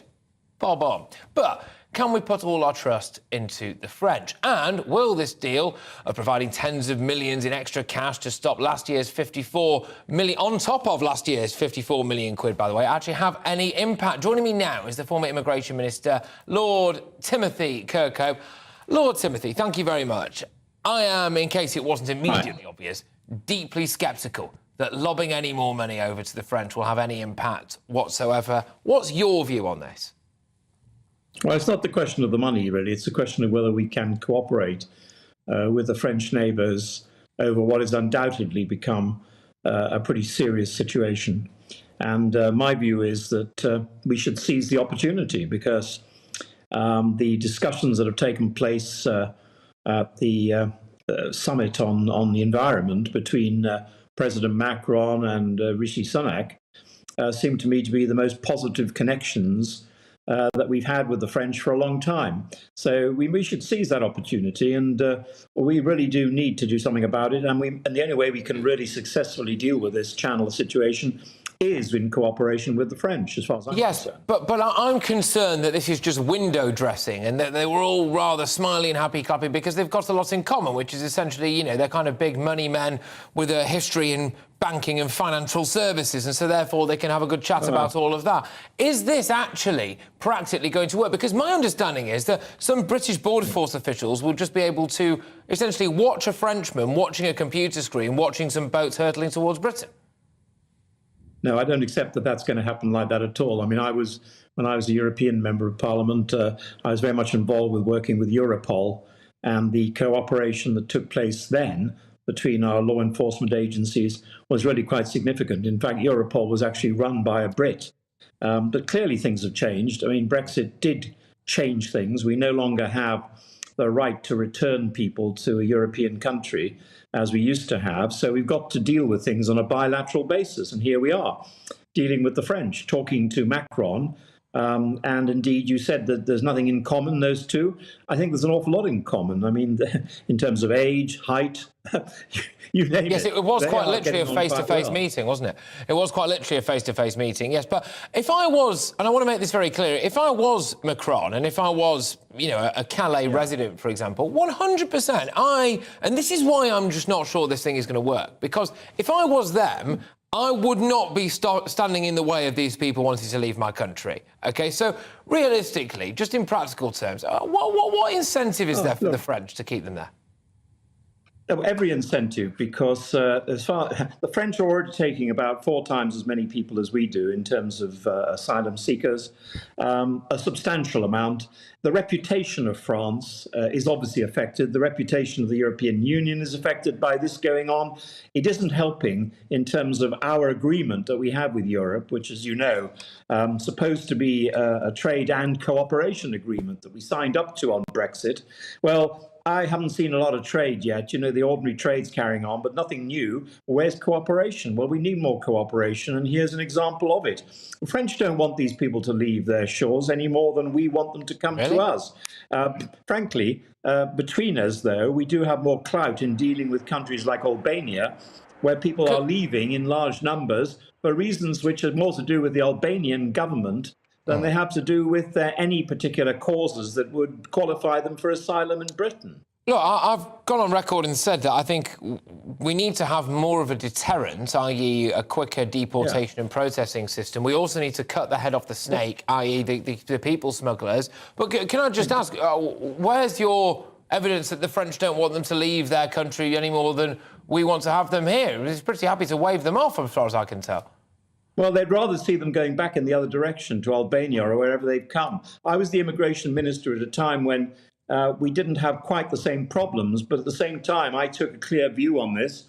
I wanted to return people who had no right to remain in Britain as quickly as possible. One of the big failures of governments over the last few years, frankly, has been our failure to deal with people who are in this country illegally. And I'm not talking specifically of asylum seekers. I'm talking about migrants coming here illegally who actually should be removed because they have no reason to be in this country. Our failure to remove them and send them back from where they came is, I think, one of the biggest problems that we actually have. Rather than sending them off to some other country and asylum seekers to other countries. And you mentioned £80 million. I'd like to see the figures on that, but it seems to me that if we can get our guys to cooperate with the French and work with them closely, and they will work closely with them. You say just observing. Actually, it's more than that. They will work closely with them. If we can do that, then we could save an awful lot of money. And we're presently considering paying to Rwanda or some other country to deal with these applications. That isn't very sensible. You talk about 80 million here. We're talking about hundreds of millions elsewhere. Yes, it all costs money, but we've got to deal with it. And I think the best way to deal with it is to take up the opportunities when they arise. And this opportunity seems to me to be a very positive one. And you're very cynical. You're very skeptical about it, saying, yeah, of course you are. OK, you're entitled to that. And you can be as skeptical as you like. But and the proof is in the pudding, as they say. I want to see if this works. I want to give it a chance because, frankly, it's the first initiative we've been seeing, which is positive for a long time now. And if the French are going to do what they say they will do, and we are going to cooperate in that, and we can get the achievement of what we need, which is to cut out these channel crossings, then I, for one, would be very happy. I do wonder, just very quickly, sorry about this, just very, very quickly, whether or not we could come up with some kind of joint thing with the French as well, building on this, which is some kind of joint deportation scheme to get them out of, in a sense, both of our countries. Because, as you said, rightly so, the French would like to see them going the other way. We certainly would like to see them going the other way. Whether or not Rwanda or Paraguay or Peru or wherever else is being mentioned is the answer, I don't know. But maybe that's proper cooperation. Could the British and the French come up with a joint deportation scheme? Yeah, well, you know, as I said, before Brexit, we had Dublin. I drafted Dublin, the agreement, which was one where actually countries in Europe could return people to other safe countries in Europe, and there was no questions asked. Now, my view is this. You say whether we send them to Paraguay, Peru, God knows where. My view is they should be going back from where they've come. Never mind sending them to some new country with new investment having to be made. And the only way you can do that is working in jointly with others. Now, if we can work with the French on that, and the French are going to prove that they really care about this, then I think that would be an answer. So I'm keen on that happening, right? All right, Lord Timothy Kirkhope there. Thank you very much, former Immigration Minister. What do you make of that, ladies and gentlemen? Interesting stuff. GBviews at gbnews.uk. But whilst Rishi makes deals with the French, some light has been shed, get this, on one of the ideas the Labour Party has on tackling the migrant crisis. Now, the Shadow Immigration Minister, Stephen Kinnock, says a Labour government could introduce basic ID cards to help control irregular immigration into Britain. I would have assumed that this will somehow be against their human rights, but there we go. During an interview, he said the party is considering proposals to make it mandatory for everyone to apply for registration. Shock horror. Is this the same Labour Party that doesn't want you to have to show an ID to vote? Labour attempted to introduce ID cards 20 years ago, but were met with controversy, with the cards being linked to state entitlements, all of this stuff. Legislation was passed in 2006, but in 2009, then Home Secretary Alan Johnson rode back, announcing they would not be compulsory. Right, so to debate this topic, which is, just to narrow it right down, whether or not ID cards for new arrivals are a good thing and would actually stop illegal immigration, I am joined now by Head of Policy Exchange's Demography, Immigration and Integration Unit. That's a bit of a mouthful. It's David Goodhart. Thank you very much, David. I'm also joined by former Special Advisor to an Immigration Minister, Claire Pearsall. Claire, I will start with you. ID cards for new arrivals, illegal new arrivals. Is this going to work? Surely it's against their human rights. How do we know they are anyway? Well, I think this one is really doomed to failure. And what is it going to do? Is it going to stop people crossing the channel? No, it isn't. And what are they going to prove when they're here? If it's difficult to find out the identities of people in the first place, then what are these ID cards going to hold? What particular piece of information? And it's really quite ironic that Labour are bringing this up 20 years after the last disaster with ID cards, only for the Shadow Home Secretary to say, actually, no, this isn't a policy. So I'm not sure that Labour have any clear thinking on this. And if it failed the first time round, I'm not sure why they think it would suffice this time. I just don't know what they think they're going to achieve by it, because in this country, we don't have ID cards. So these people are going to stand out. It isn't going to stop any black market employment opportunities, because those people aren't going to look at ID in the first place. Well, David Goodhart, I'll bring you in on this one now. If someone has just ditched their passport in the Channel and says they're from a country that they're not from and invents a completely fake identity, what on earth is the point of an ID card? Well, it does give you some control over people once they're here. I mean, obviously, it's not going to stop illegal immigration. And for that, by the way, in relation to your previous conversation, we need a returns agreement with the French. It's no good just having more British boots on beaches in France, stopping some more people. I mean, what the former minister didn't say, a returns agreement. You know, the French have to, if everybody who comes over is returned from whence they came, then they will stop coming over. Now, obviously, we do have to give something to the French, but sorry, anyway, back to ID cards. I mean, we've had a very effective thing called the biometric residence permit card that anybody in this country who stays for more than 6 months, whether they're on a work visa or they're a student, for the last, I don't know how many years it is, 10, 15 years, has had a so-called BRP. Yeah. And it's worked extremely well, kind of below the radar. You've never read any stories about it, causing trouble, we should obviously extend something like that to everybody who comes to the UK.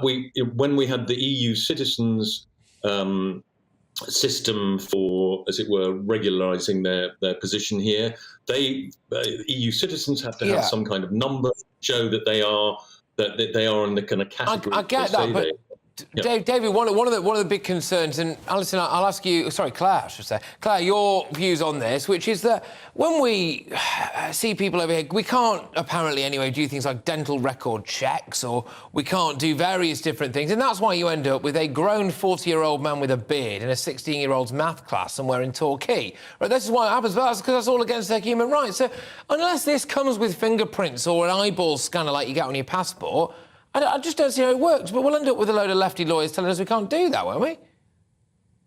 But it does come with biometric. Sorry, David, I'll just go. Go on. Yeah, well, then I'll bring David back in. Go on, Claire. Yeah, no, I think that's the real problem, is that it does breach all of those human rights. Whether you agree with it or not, they are there and those rights are enshrined. So it breaches those. But I just don't see what it's going to actually achieve. It's not going to stop any illegal migration, which is what the Labour Party were seemingly suggesting it was going to. The digital status, just to raise a point that David made, the EU settlement scheme was a digital status which just allowed people to continue staying within the UK as they had been prior to Brexit. So it was a wholly different scheme, and the biometric residence permit is listed to your visa. So it's very, very different. But I just don't see how you can identify these people if they've destroyed documents in the first place. What's to say that the information they're giving you is correct anyway? So these things are meaningless. David, one of the key points is that this, arguably in typical Labour fashion, doesn't actually stop people coming over here. It just means that maybe we can keep a better eye on them when we are here. I think a lot of the British public want a solution to stop the arrivals in the first place. Yes, obviously, but it does make it harder for people who are here illegally. I mean, a lot of people just disappear below the radar. And, we had an attempt, the so-called hostile environment, to make it harder for illegal immigrants, and then it caught the wrong people in the net. But we do need to revisit this idea. I think it's very encouraging that Stephen Kinnock is now being competitive on these, what you might call the security and identity issues. I mean, I chaired a meeting with him at Policy Exchange the other day. He was talking about an immigration system, legal immigration system, that would be more restrictive than the government's current one. So I think the fact that they're talking about ID cards is very good. It's ridiculous. We have this folk memory from the Dad's Army era of ID cards are not being part of our culture. It's complete nonsense now. In a social media digital world, we're always giving our numbers to people. Our NHS number, you can't use the NHS app without your NHS number.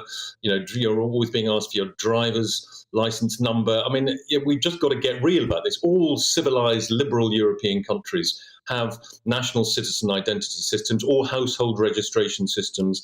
We're hanging on to some liberty that is contentless. Claire, presumably this would be just a visible symbol. So if someone was, coming off a boat or was hanging around somewhere on the south coast and the police or border force weren't entirely sure who they were, presumably they could essentially say now, can I see your papers, please? And if they don't have an ID card, that would imply they were here illegally. I mean, that probably is a good thing. Well, only if you make them compulsory. And I think therein lies the problem. If you're going to make these a compulsory thing, is this now going to affect the general populace? Because we in the UK don't hold ID cards. So is this just a move to bring compulsory ID in for everybody, which is a complete U-turn for Labour?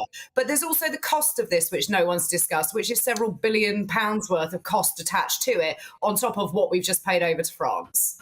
That is an interesting point, actually, and one I possibly should have raised, because that, again, I think will get the taxpayer going. I mean, good grief, we're talking about expenditure non-stop on this programme today. We've got money we've given to the French, potential ID cards, £1 trillion, which I'm reliably informed is $1 million. I'm not even sure exactly what that looks like to some developing nations. David, very finally and very quickly, can I just get some clarity, if you know, what is Labour's current policy when it comes to having to show ID to vote in this country? Yeah, you're right to point to the hypocrisy on that. But, I mean, you don't have to carry cards any longer. The idea of a kind of card is very old-fashioned. You have citizenship identity systems. You have a specific number that identifies you in your relationship to the state. It helps to monitor your relationship with the state. It's much more efficient. We don't have to introduce it as a mandatory thing for UK citizens, but for all other groups, including illegal immigrants, we should have it. It's very common, it's a common sense idea.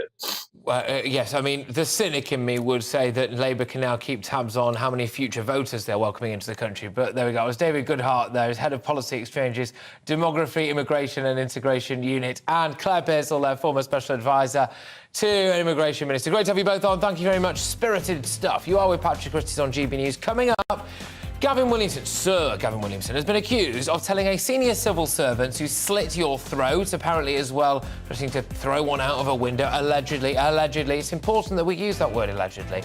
I'll be talking to a former chairman of the Committee for Standards in Public Life, Sir Alistair Graham. What does he make of the bullying row engulfing the Cabinet Minister? Do people need to just toughen up? Is this actual bullying? And also, yes, loads of you have been getting in touch. GBviews at gbnews.uk. I'm not going to drop this one. Do you think we should send $1 million of our money overseas to help people who've already got things like a nuclear weapons programme, indeed a space programme in some cases, to help solve the climate crisis? We've got problems of our own here. Should charity start at home? All the while, by the way, China will pump out more emissions than we did during our entire industrial revolution just in the next couple of years, i.e. what we do matters little. I'll be back in a moment.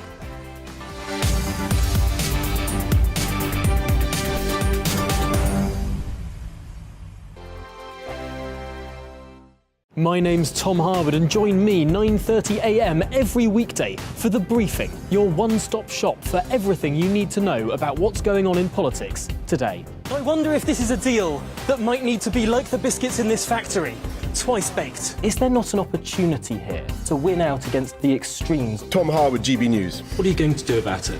Things should have been done differently, and they certainly are being done differently. Don't miss it. The Briefing with me, Tom Harwood, 9:30 Monday to Friday on GB News. Hello, I'm Alastair Stewart, and I'd invite you to join me at noon on Saturdays and Sundays for Alastair Stewart and Friends. I've been in this business for over 40 years. Now, here at GB News, I've never been happier. I get to choose the big stories that really interest me. We hear what you have to say, and you hear what I have to say. I really hope you can join me, noon on Saturdays and Sundays. I'm Mark Dolan. Join me at 11 on GB News for Headliners, in which I'll be joined by two of the UK's top comedians discussing tomorrow's papers. If it's an important story, we'll cover it, but we'll have some fun along the way. Headliners, the late-night paper review that won't send you to sleep like the others will. 7 nights a week at 11 p.m. on GB News.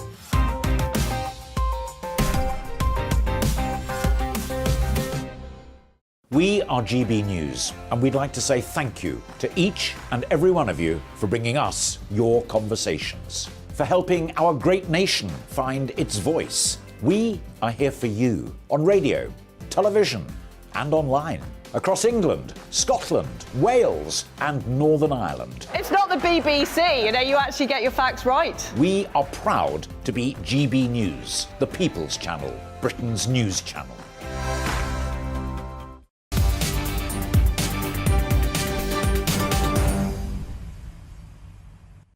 Hello, wonderful people. It's Patrick Christys here on GB News. Now, lots of you have been getting in touch with your thoughts on the demand for climate change reparations. I've been really pushing this because I think this is an issue. I can see it coming down the line. We're going to get sold out here. Now, Rishi Sunak, OK, no one voted for him at the minute to be our Prime Minister. And potentially, just potentially, he might sign up to the UK, which basically means you and me, doesn't it? And everyone we know, taxpayers, giving £1 trillion to countries as part of climate reparations. And I want your view on this because it raises some serious questions to me. Is this not the kind of thing that you would quite like a vote on? Do you think that Rishi Sunak has the right to do it, if indeed he does? Do you think we owe it to these various countries? Do you think, actually, this is utter madness? And actually, even if we do it, does it matter? Because China will just keep pumping stuff out into the ozone layer, won't they? Did you know that in the last 7 years alone, China has emitted more dangerous chemicals into our atmosphere than we did during the entire Industrial Revolution? So, there you go. Catherine has been on GBViews at gbnews.uk. I cannot believe Sunak is giving good taxpayers' money away again. We do a lot already, and this should be recognised. Catherine, I agree. We are not the world's piggy bank. Certainly not when we're facing tax rises here at home in this country, when we're seeing people going on strike left, right and centre. As anyone who watched the show yesterday, I don't back a lot of those strikes, certainly not the nurses one. But the point is, they are not being told that they've got the money to get a pay rise in line with inflation. We keep being told skint. We're skint as a nation going into a recession. And yet there's £1 trillion for other countries. Bob says, no way should we compensate countries for climate change. We should instead charge these countries for our inventions, which have benefited the world greatly. That is an interesting take, Bob.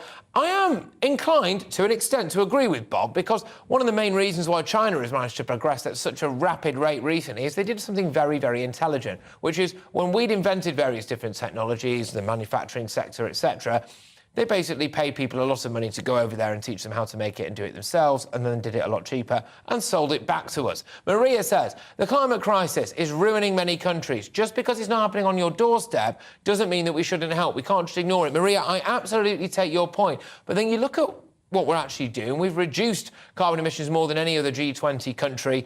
We've invested a huge amount in various different projects. We give away a lot of money in foreign aid. Maybe you think it could be more, Maria. OK, fine. But we do give away a lot in foreign aid.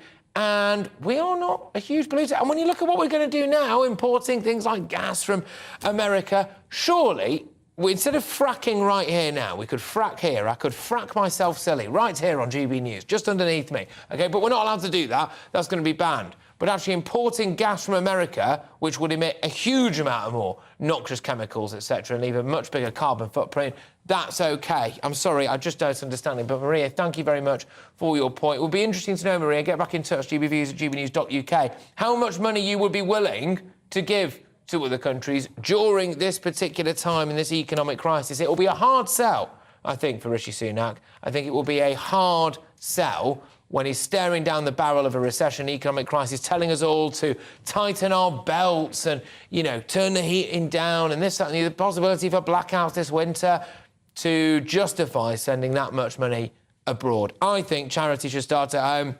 All right, he wasn't elected, but the Prime Minister of this country should keep money in this country. Your views, gbviews at gbnews.uk. You are with me, Patrick Christys. Still to come, could Britain be at risk of this $1 trillion bill to repay developing countries? We're going to be speaking a lot about that. Also going to be returning to one of our main topics of the day, 80 million large to the French as well, to, as far as I can tell, not police the channel. Those are our two big topics of the day. Get your views going in. But first, it's your latest news headlines. Don't go anywhere.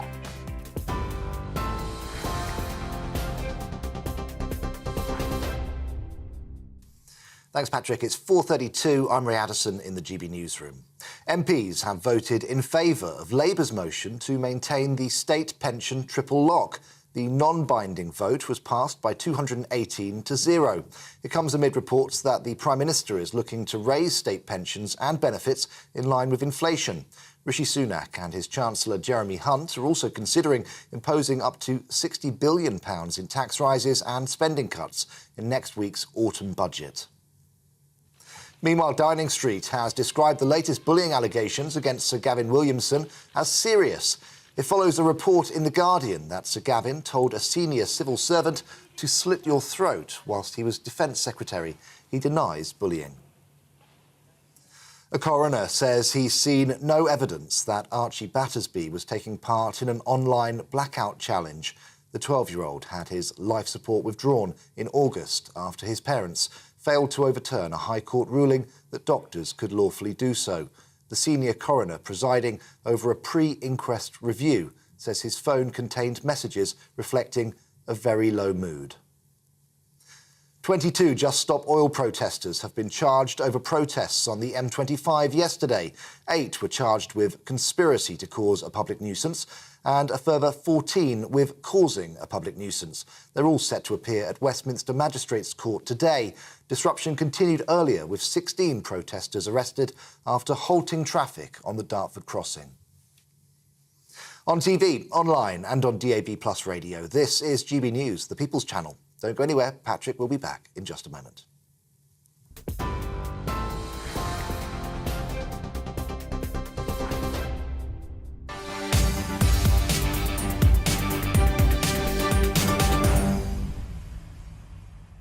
Yes, welcome back, everybody. I'm absolutely loving the level of interaction we've had at the moment, and the vast majority of it, shockingly enough, is not for once about what's going on in the channel. 80 million quid to the French so that we can employ people to stand over them and watch them wave people through on small boats. Yes, I am cynical about that. It is, in fact, about the cost of living, which you're seeing at the bottom of your screens now, in relation to whether or not we as a nation have the money during this cost of living crisis to be lobbing it abroad to pay reparations for the fact that essentially we were more successful earlier and had an industrial revolution and did all of this stuff. And Lynn has been in touch. Can't believe Rishi Sunak's giving away our hard-earned money so willy-nilly. It's a popular view. Dawn, not another single penny to leave the UK, not one. And this is it, because around 8 million people on low incomes are now due to receive their second instalment of the cost of living payment. But actually, could these people not get a load more money if we weren't biffing a load of it to the Far East, etc.? Anyway, the Department for Work and Pensions says those who qualify for the assistance will receive £324 in a payment directly into their bank account between now and the 23rd of November. Joining me live from Wales is teaching assistant and mother of two, Amanda Dudridge. Amanda, thank you very much. Great to have you on the show. So, are you getting this payment? Are you getting your second instalment? What's going on? Yes, I should be having it. I thought I'd have it today, but it hasn't gone in today. I hope it's going tomorrow, because I know my sister should be getting it as well. OK, all right. And what would that mean to you? Does it actually touch the sides? I'm obviously grateful for the money, but I don't think it'll last long. My previous payment, it didn't last very long. I went on the car, food, and that was it then. And it lasted about 2 weeks. OK. I mean, can I ask you, genuinely, I don't want to drag you into a big political row or talk about anything you're not comfortable talking about or anything like that, because I really appreciate hearing from real people, and I don't think people like yourself are represented enough on the media. But when you do hear about things like us potentially, you know, giving away, well, allegedly maybe $1 trillion, for example, to other nations or maybe other areas, do you look at it and think, well, maybe I could have a bit of that money, maybe some other people on my street could have a bit of that money? I don't know. How do you feel about that kind of stuff? Obviously, it'd be nice if everyone could have it. I just seem a bit unfair that there's lots of couples that they both work full-time and they're not getting anything and they could still be on a low wage. I try not to think too much into it. Otherwise, because I do generally feel guilty about certain things. But obviously, I need it. I'm entitled to it. So. Well, hey, look, if you're entitled to something, I tell you what, there's enough people out there in the world who want to take the money off you, as far as I'm concerned. So if someone's offering to ship a bit your way, I'd rip the hand off for it. So there shouldn't be any guilt about that. Can I just ask, you mentioned it there, what do you feel a bit guilty about, do you mind me saying? Because, you know, if you need it, you need it. I don't know. I don't know. I know there's a lot of other people who would need it. I know everyone is in the same boat with the cost of living and everything, but we are on we both got low paid jobs, so you know it's just automatically comes. So I just But can I just say, I think that it's a fantastically British attitude that you've got there, and that I think sums up, and I think you maybe epitomise actually one of the great things about this country, because people want to work hard and they want to get on, and they don't really, by and large, want a handout, right? And the fact is, this is now due to extreme situations, some of which are completely out of our control, world events, you know, stuff happening way over there that we have no control of. Certainly you and I have absolutely no control over it. Yeah. And if it's got to a point, I would argue it's at times like this we should be looking to look after our own a bit more, as opposed to maybe some other places. But I don't think you should feel guilty about anything, to be honest with you. I think it sounds like, you know, you deserve it, and it's I'm sure that you wouldn't be doing this out of choice, right? Well, we both work. Me and my partner both work. It's just that we're on low-paid jobs, and there's nothing really we can do about that at the moment. We can't get a new job, so this is just a little bit of help with the heating and stuff. Can I just ask, without this, and obviously I don't want to pry too much, it's your own life, but without this, how dire would things be at the minute, do you think? Particularly before Christmas, it would be. I was generally worried about how I could afford Christmas food and the children's things, the presents, the car MOT would be due up, and I don't know. I wouldn't really know what to do because I can't really work any extra. So no.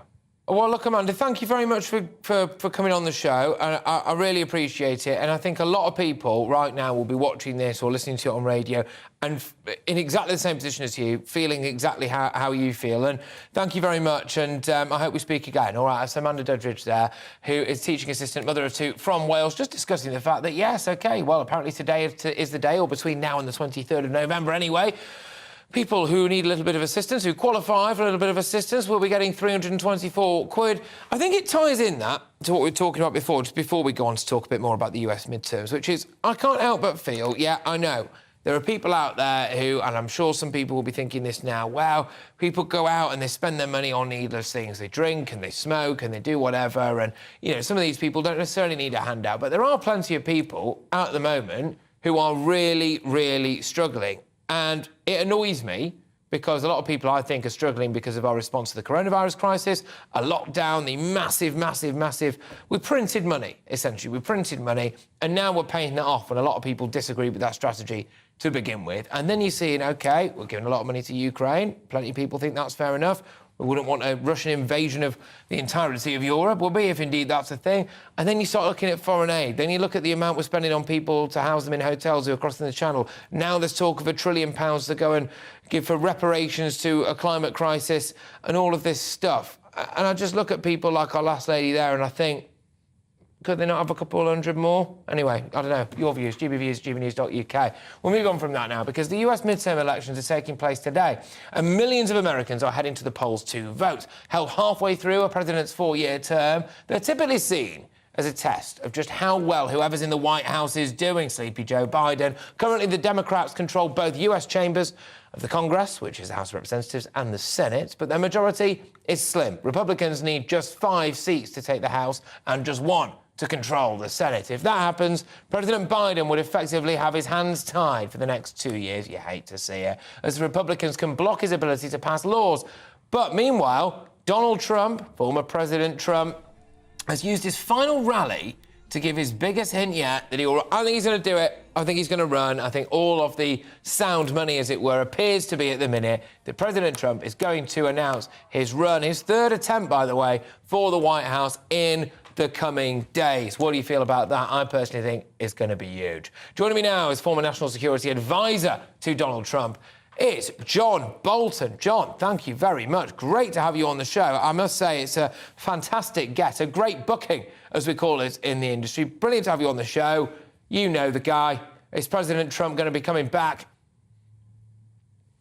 Well, I don't think so. And it's a minority. It's a minority opinion. But the logic, I think, is pretty straightforward. He knows he lost in 2020. He fears he would lose in 2024. He doesn't want to go down in history as a loser, so he will talk about it incessantly. until 2024 and then find a way not to run and try and be a kingmaker within the Republican Party. Now, the expectation is, as you just said quite correctly, that he will announce next week. And not to put too fine a point on it, that has different meanings in the American context. Will he file the paperwork with the Federal Election Commission? Will he make the personal financial disclosure that's required of presidential candidates? Or will he talk about it in some other way? It could be he's worried about the potential of a pending indictment by the Department of Justice, and he may think if he declares his candidacy early, the Justice Department won't indict him. A lot of considerations. We should compare notes next week to see exactly what he said. We should. We should. I've got to ask you this. Look, you're not just saying this. You're not bitter because he sacked you. He didn't sack me. I resigned. But that's another point of debate. There you go. Okay, all right, fair enough. Well, look, do you not think he would actually beat Biden? I mean, I suppose another big question is even if Joe Biden will run again. Let's just focus on that quickly. Do you think that President Biden is actually in charge? Because I remain unconvinced. Yeah, look, I don't think Biden is going to run in 2024, especially if the Democrats do as poorly today as most of the polls suggest. I think many people wonder whether he's going to be able to continue as president through 2024, or whether they will have to invoke our 25th Amendment, which in part covers conditions where a president has become incapacitated. But I think the greatest likelihood is that in 2024, both the Republican and the Democratic parties will nominate two completely different people. Is America really on a precipice at the minute? Because President Biden, you could argue the Democrat Party as a whole, is really starting, from an outsider's perspective, just from looking at it from this side of the pond, starting to make America look not powerless, but less powerful on the world stage. And you compare what Putin is doing, Xi Jinping in China, what's been going on in the Middle East as well, the withdrawal from Afghanistan, for example. And then again, when Biden's banging on about the idea he's going to shut down coal plants, stop drilling and all of this stuff, and what's been going on at the border with Mexico, some people would argue that maybe now is the time for America to have a strong man, and that might be Trump. Well, it would certainly be beneficial to have a strong president with a philosophy in charge. The trouble with Trump is he doesn't have a philosophy, and he tends to blow with the wind. Its policy is dictated by what's good for Donald Trump rather than what's good for the country. The Republicans will have a very large and I think very competent field of people running for the nomination in 2024, and that's a debate I think we should have. But again, depends on the results that come out from today's vote. But I think the referendum aspect of the midterm election will deliver a very negative report on Biden's presidency to date. Well, yeah, but I think rightly so as well. But can I just say, because of Donald Trump, you said there he shoots from the hip, and he does, OK? And he's a one-off, a complete and utter one-off. I personally have never had the kind of relationship with him that you have had. You know him a lot better than I do. From an outsider's perspective and from someone in my industry, love the guy. Box office stuff. I thought it was great. Never a dull moment, never a dull moment. But, I didn't have to live with him, for want of a better phrase. So I can understand maybe people have a different form of view. But the unpredictability of it, I just wonder whether it sets the likes of Putin and the Chinese leader on a bit of a back foot. You don't know what he's going to do next. He, therefore, by definition, poses a bit more of a threat. And hear me out on this. Potentially, Donald Trump is better for world peace as a result of that.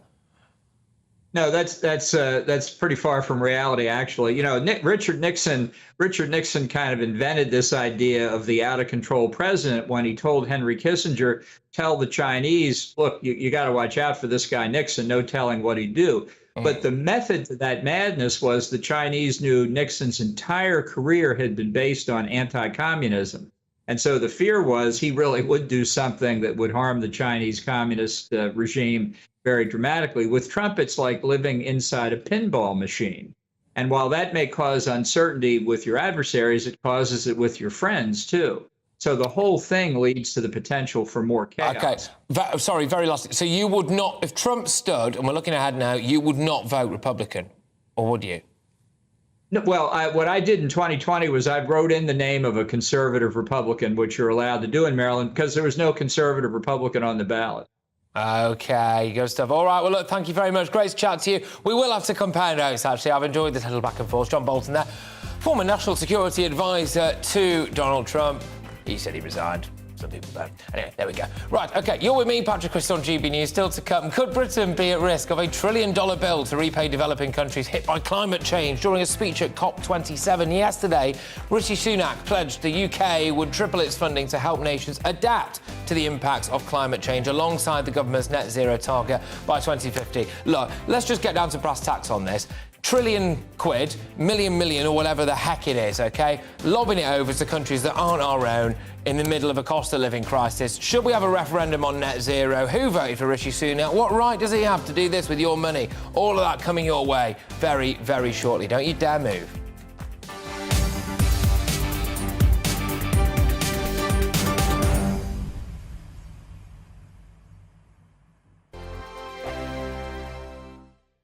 I'm Dan Wootton. Join me Monday to Thursday from 9 to 11 for the feistiest and most fun news debate on TV, where free speech reigns. I'll bring you a sharp take on the day's biggest stories, bombshell newsmaker interviews, and A-list guests.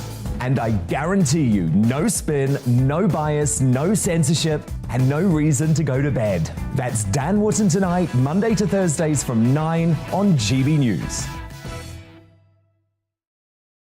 Hello, I'm Esther McVeigh. And I'm Philip Davis. Whether you're watching or listening on TV, online or on radio, we handpick the latest stories, debates and expert opinions for your weekend. So whether that's politics, news or showbiz, we've got it covered. Join us every Saturday morning at 10 o'clock on GB News.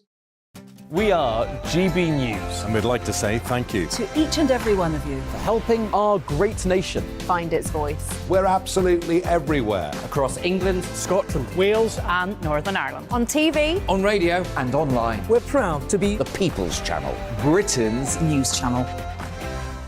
On the Mark Steyn Show, we cover the stories a lot of people are scared even to mention. The stuff that really matters with some of the world's biggest thinkers. Now is his opportunity to kind of take the steering wheel of history. Break away from the flop at 8 o'clock on GB News with the Mark Steyn Show. Every Friday and Sunday night from 9, it's Mark Dolan Tonight. We're on the same page again. There's something good happening. Let Ian finish. Don't be such a cranky. That mini budget was the tip of the iceberg. And on Saturday, my show just got bigger. From 8, it's Mark Dolan's Saturday Night In. You can't govern a country if you can't speak. Stop talking. My God, we reached the end. I've never been early in my life. Only on GB News, the People's Channel.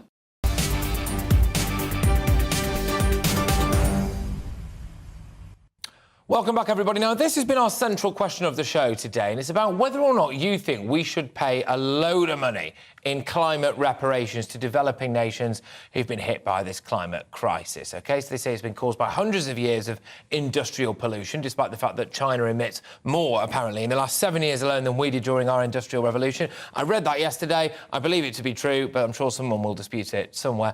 The demands for us to give around £1 trillion to some of these countries came as the COP27 climate summit in Egypt got underway, with warnings that the world is on a highway to climate hell, with our foot on the accelerator. But the Prime Minister made no reference to this topic yesterday, instead just recommitting to a pledge of £11.6 billion for climate funding over the next 5 years. I want to get stuck right into this, and joining me live is the Deputy Leader of UKIP, Rebecca Jane, and right here in the studio with me is Senior Meteorologist at British Weather Services, Jim Dale. Jim, I'll start with you. Thank you very much. Great to have you in the studio. Some people say that all this climate alarmism is essentially a bit of a cult now, and that British taxpayers should just not be paying through the nose for it in the middle of a cost of living crisis. I actually think the cult's on the other side. I think it's with the deniers, not with the 98% of climate scientists who follow the path that I follow. I'm sure Rebecca's got her followers as well. I feel I'm adequately qualified and experienced. I'm sure those climate scientists are exactly the same. That's the messages they're putting out and I have put out over the last 30, 40 years. So we are where we are and we're seeing the catastrophes left, right and centre over the world. If you look at the last, I've got a little chart that I hope your colleagues are going to put on for me, which is the last, this is brand new, by the way. If they put it up, it shows the... I'd just talk us through it. Yeah, OK. Well, basically, this last year that's gone across Europe, Europe's been a massive hotspot. Not just a hotspot, but massive record temperatures. There's the chart. Yeah, but hang on a minute. Can I just say this? Because we've seen this before. Sorry, I have seen a couple of these ones before where you get it on the BBC where they do their weather report and it's from 10 years ago. It's the same temperatures that it was today. And they've had them with nice kind of bluey-greeny colours. And this time it's scorchio. Europe's on fire. That's a comparison to 1961 going forward. So in other words, that's comparing this year to all those years going back and the averages that came about, showing absolutely what happened during this particular year. Now, it's a one-off, it's a year, I accept that, but records are broken left, right and centre, so you have to accept that as well. It's been, to tell you what, though, I mean, in the middle of this supposed cost of living and energy crisis, it's been brilliant. I haven't had to turn the heating on once yet. But, Rebecca, I'll throw it over to you now. Rebecca Jane, the Deputy Leader of UKIP. It's a tough sell for the British taxpayer right now. Dorothy up in Whitehaven or whatever is choosing between heating and eating, but apparently the people of Pakistan can get a boatload of cash from us despite the fact that their government's got a nuclear weapons programme. Correct. So, my point on all of this is regardless of whatever you think about climate change, whether you believe in it or whether you don't, is not the point in all of this. For me, this goes back to the people need to be making decisions and not the politicians trying to decide what is best for us. This, net zero agenda that there is and the green agenda costs a lot of money. And in my opinion, it's a lot of money that our government cannot afford to be giving right now. But the point is that we live in democracy. So why? If there's 98% of scientists backing this up, and I read something earlier that 80% of people support it, why are we afraid to have a referendum? Let's ask people, and if that's what they want, deliver it. Well, Jim, I'll throw it back over to you. Would you back a referendum when it came to pursuing this net zero agenda? Well, if anything like the last referendum we had in the UK, then definitely not, because we're now in trouble with it. Surely, if it was that obvious, you'd be able to sell it to us all. No, I think we've got elected politicians. I recognise that Sunak isn't. Well, that's the point. Well, he's elected. We don't have an elected Prime Minister. I accept where that is at this moment in time, and maybe there should be a general election, and we'll find out. But we elect those politicians to make decisions for us. Look, climate change and what goes with it is a little bit of an education process. To throw it out to every man and his dog means that basically people will be voting on things that you don't necessarily understand. I'm not saying everybody by any stretch of the imagination, but if it's anything like the last referendum, then definitely I tell you what they do understand, though, Jim. They understand it when they see all of this money coming out of their country and going somewhere else in the middle of a cost of living crisis. And, I mean, I can't help but wonder, Rebecca, whether or not there needs to be more of a public debate on this, because we're seeing the Just Stop Oil numpties strapping themselves or gluing themselves to everything, crying and saying, what's going to end? There's a big meat like, don't look up, or whatever that thing is. And you think, hang on a minute, are you actually being conned by some kind of cult leader here? And then you see a video of a chap who's supposedly in charge of the likes of Just Stop Oil and this Extinction Rebellion, saying outrageous things like the future means a breakdown in law and order if we don't deal with this. He spoke about people's mothers being raped and people's having their eyes burnt out with a hot poker. And you think, actually, hang on a minute, I think I would quite welcome a wider discussion on this stuff, Rebecca. Yeah, I couldn't agree more. And, we can't say that, oh, well, let's not trust the public. The public are the people that we're serving. And that's exactly why I am part of UKIP, is because we are about people and not about politics. I'm going to trust what our people want us to do. You may say that Brexit was a bad referendum, but actually what was pretty bad was the way that our government handled it, because they didn't truly believe in it. So if the Brexit that people asked for had been delivered, that would have been fine. You can't get away from the fact that Greenpeace and Client Earth took the government to court, and they actually won because the net zero agenda is not fit for purpose. And even according to Greenpeace, it doesn't go far enough. So why on earth are we putting something out there that's costing us billions of pounds that is not tried, tested, and we're absolutely sure? We're just chucking money at something, hoping for the best, and it's not getting us anywhere. All right, Jim, I'll give you the final word on this. A lot of people are looking at the deal that we've just done with America now when it comes to the gas importation and wondering why we can't just frack here, because surely the carbon footprint of shipping it all away across the Atlantic is going to be a lot greater. It doesn't make sense. It's virtue signalling, isn't it? It's got to go into the big debate. I've got absolutely no problem with Rebecca suggesting that this should be a wide-scale debate and that we all should be getting more educated. Education is a big part of this. The fact remains is there's a lot of components within climate change, within what you've just mentioned about fracking and other things.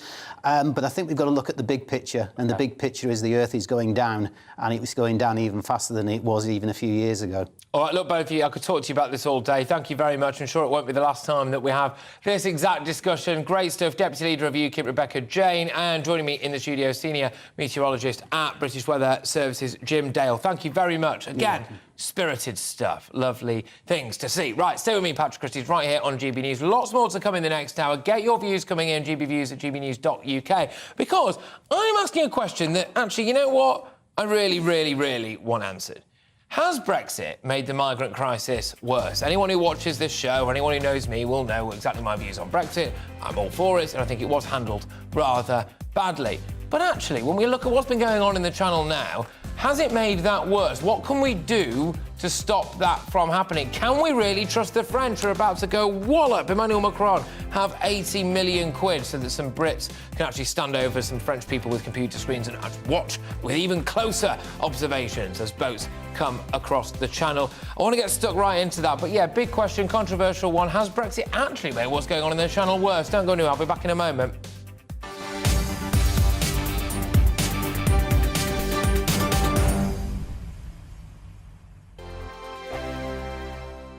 Hello there, it's Eamon Holmes here from Breakfast on GB News. We're not just on your television and your screens, you know. We're on DAB plus digital radio, so you can listen to your favourite shows on the move. If you've not yet listened to GB News Radio, it's very simple. We're on your radio player and tune-in apps, on your smart speaker, phone or tablet, or online at gbnews.uk. Take us with you wherever you go. GB News Radio. You never have to miss a moment of the People's Channel. Hi there, it's Stephen and Anne. At breakfast from 6 a.m, you'll always be caught up with everything you need to know, the latest headlines, opinions and debates. We'll bring you the good news and the bad, but most of all, we're here for you. Remember, send in your views and let us know what you would like us to talk about. That's because we're your news channel. And every morning at 6 a.m, it's breakfast on GB News. Join me, Arlene Foster, for the briefing on GB News. Every Friday at 3 p.m, I'll give you all the latest political news and analysis, and we'll have robust live debate. To make sure that you're caught up on all of the biggest issues of the day, we'll bring on experts in their field. I'll ask the questions that you'd like to ask. We're not afraid to tackle discussions from all perspectives, including yours. Don't forget, the briefing with me, Arlene Foster, every Friday at 3 p.m. on GB News. Hello, I'm Alastair Stewart, and I'd invite you to join me at noon on Saturdays and Sundays for Alastair Stewart and Friends. I've been in this business for over 40 years. Now, here at GB News, I've never been happier. I get to choose the big stories that really interest me. We hear what you have to say, and you hear what I have to say. I really hope you can join me, noon on Saturdays and Sundays.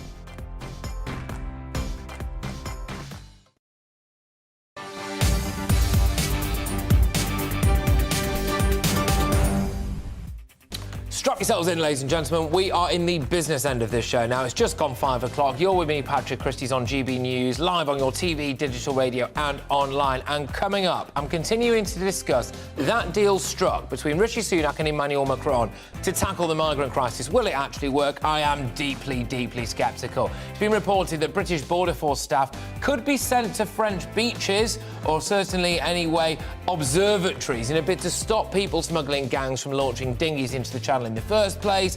Again, not all is as it seems there. It does appear to me, anyway, that we're going to be paying for the French to look after their own borders. We'll look at what's been agreed between Macron and Sunak and how much it costs. Spoiler alert, 80 million quid of your cash. On whether or not it will work. And the world premiere of season 5 of the drama series The Crown is getting underway as we speak. That's ahead of it being released on Netflix tomorrow. So the drama continues to draw controversy over its level of accuracy. I will ask whether or not it's going to change perceptions of the monarchy. We're also talking about the ongoing climate catastrophe. I think the biggest catastrophe is the fact that supposedly, maybe anyway, $1 trillion worth of our hard-earned money is going to leave this country at exactly the time that we've got people supposedly going to freeze to death in their own homes, choosing between heating and eating. We can't get pay rises for people in public services. We're cutting public services. Taxes are going up. Oh, we better lob a few billion over to the Marshall Islands so we can say sorry about the floods. GBviews at gbnews.uk. Before that, latest headlines.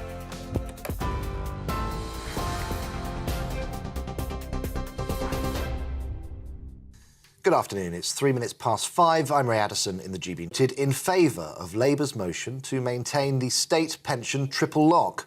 The non-binding vote was passed by 218 to 0. It comes amid reports that the Prime Minister is looking to raise state pensions and benefits in line with inflation. Rishi Sunak and his Chancellor, Jeremy Hunt, are also considering imposing up to £60 billion in tax rises and spending cuts in next week's autumn budget. Shadow Work and Pensions Secretary Jonathan Ashworth says the Tories are finally following their manifesto pledges. We're calling on the government to honour the promise that they made. It's a manifesto commitment for the Conservative Party, but it's a promise that Rishi Sunak made less than 6 months ago. And indeed, my opposite number, Mel Stride, who's now the Work and Pensions Secretary, just over a month ago he was saying we should inflation-proof both universal credit and the basic state pension. So we're just holding them to their promise. Downing Street has described the latest bullying allegations against Sir Gavin Williamson as serious.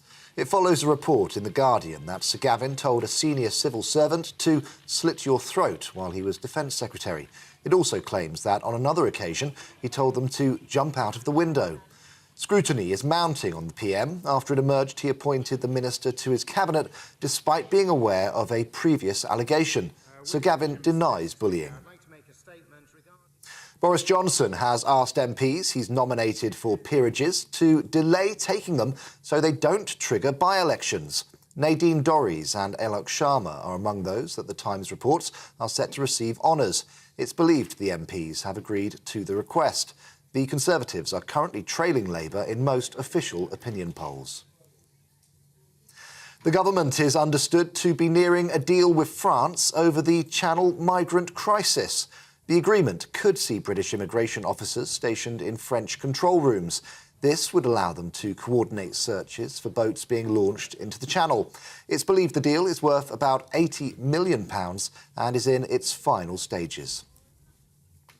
More than 70,000 university lecturers and staff will strike for 3 days later on this month. The University and College Union announced staff at over 150 universities across the UK will walk out in a dispute over pay, conditions and pensions. The strikes will take place on November 24th, 25th and the 30th and could impact 2.5 million students.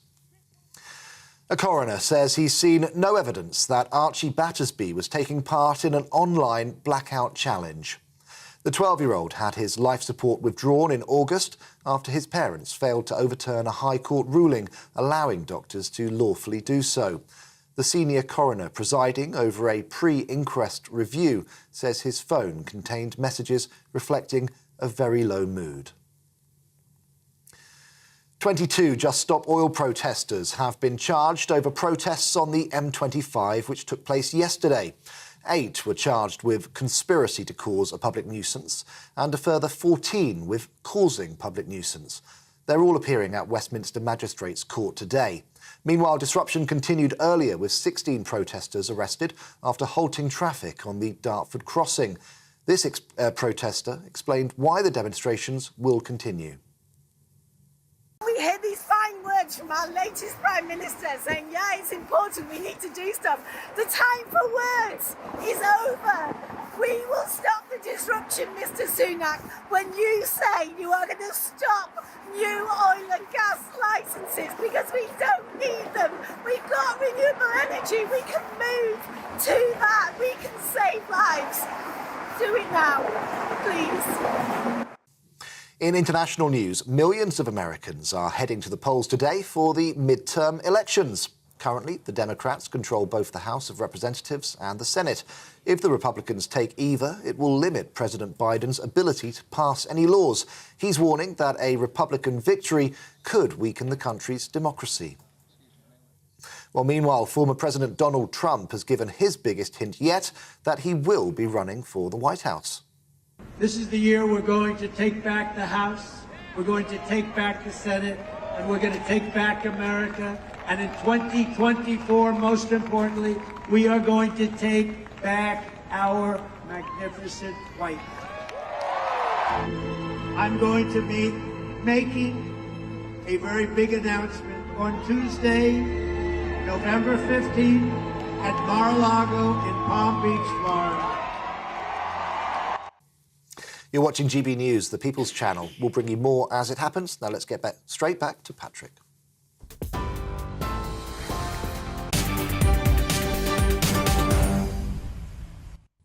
Loads to get stuck into this hour, so let's not mess around. Britain and France are in the final stages of agreeing a deal that will cost around £80 million and lead, get this, to UK Border Force officers being stationed alongside their French counterparts in control rooms, but apparently just as observers. What does all of that really mean? The agreement is expected to pay for an increase in the 800 daily patrols, which are currently carried out by French officers. It's estimated that the French have so far prevented 42% of all attempts made this year. Another figure that I'm deeply sceptical of, because if they stop them once, I'm pretty sure they get through anyway. How do you quantify how many people have been permanently stopped from coming over here? We've had 40,000 this year, so I suspect it's not really 42%. Otherwise, those numbers really are absolutely, utterly bonkers.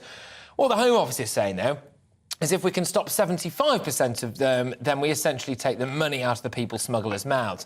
I personally don't think lobbing another 80 million quid Macron's way is going to do anything. From what we understand it, people are just going to be standing there observing the French, not stopping the boats, and then being able to call in our Border Force, our RNLI, our Coast Guard a lot quicker. Some may say this actually speeds up the process of someone setting sail from Calais and entering the United Kingdom, so streamlining it somewhat, and the optics of us paying the French to patrol their own beaches. I'm just not sure of it. Anyway, to break this down in no doubt a much more rational and reasoned and sensible, less emotional way, is GBNews' political reporter Olivia Utley. It's madness!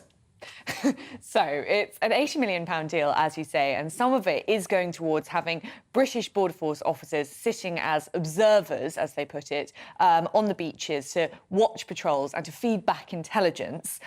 There were talks about having actually British boots on the ground in France, patrolling the beaches with the French. French put their foot down at that because they feel it's an infringement on their sovereignty. The rest of the money will go to having more French Border Force officers patrolling the beach. So, as you say, we'll sort of be paying for the French to do that.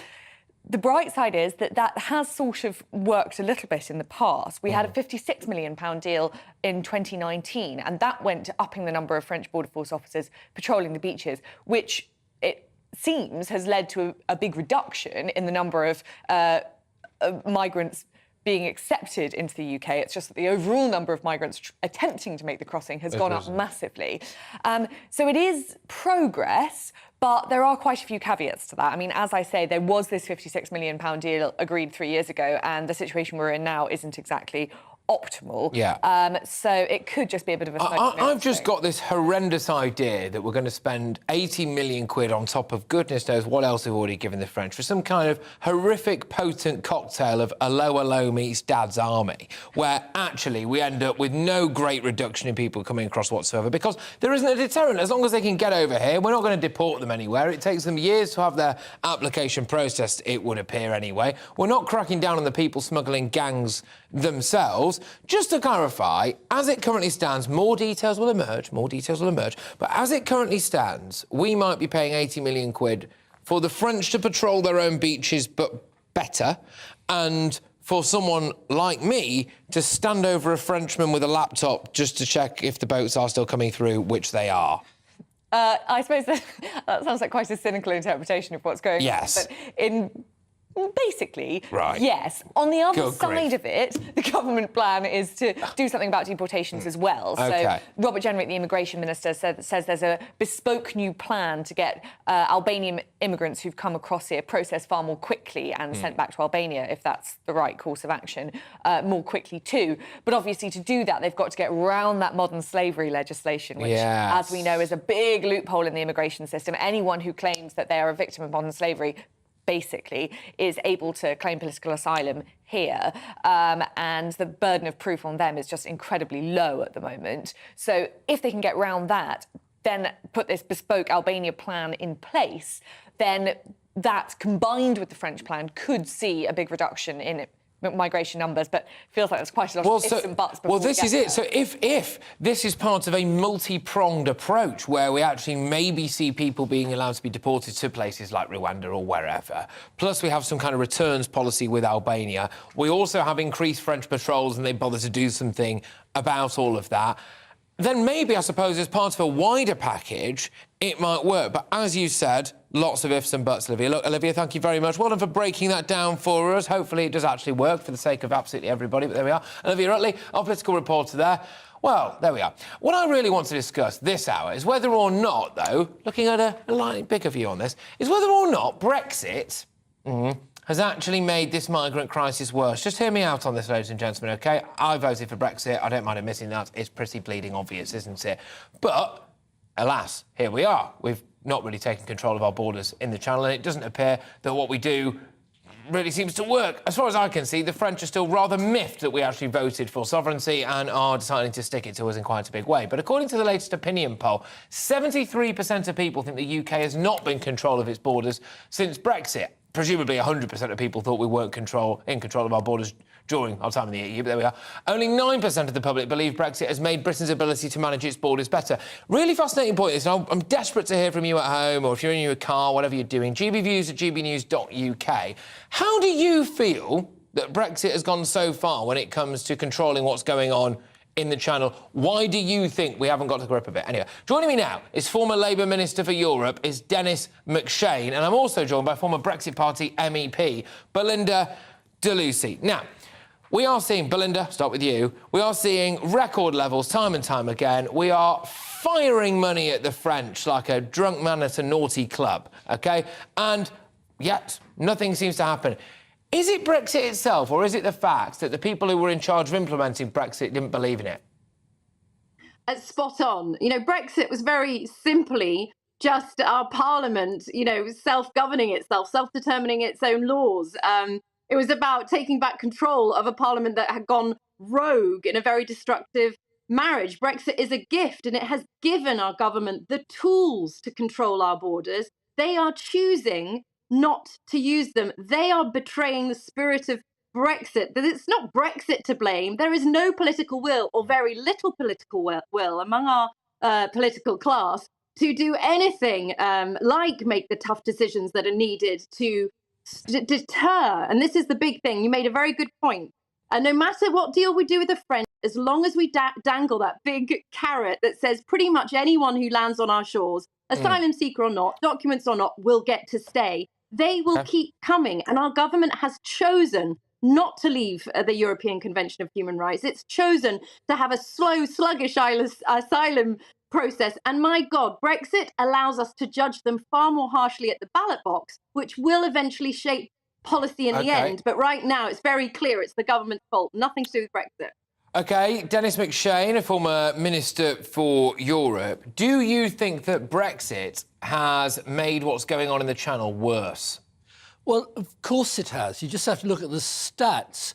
And UKIP tried again and again at the ballot box to be elected as an MP anywhere, and the voters rejected them.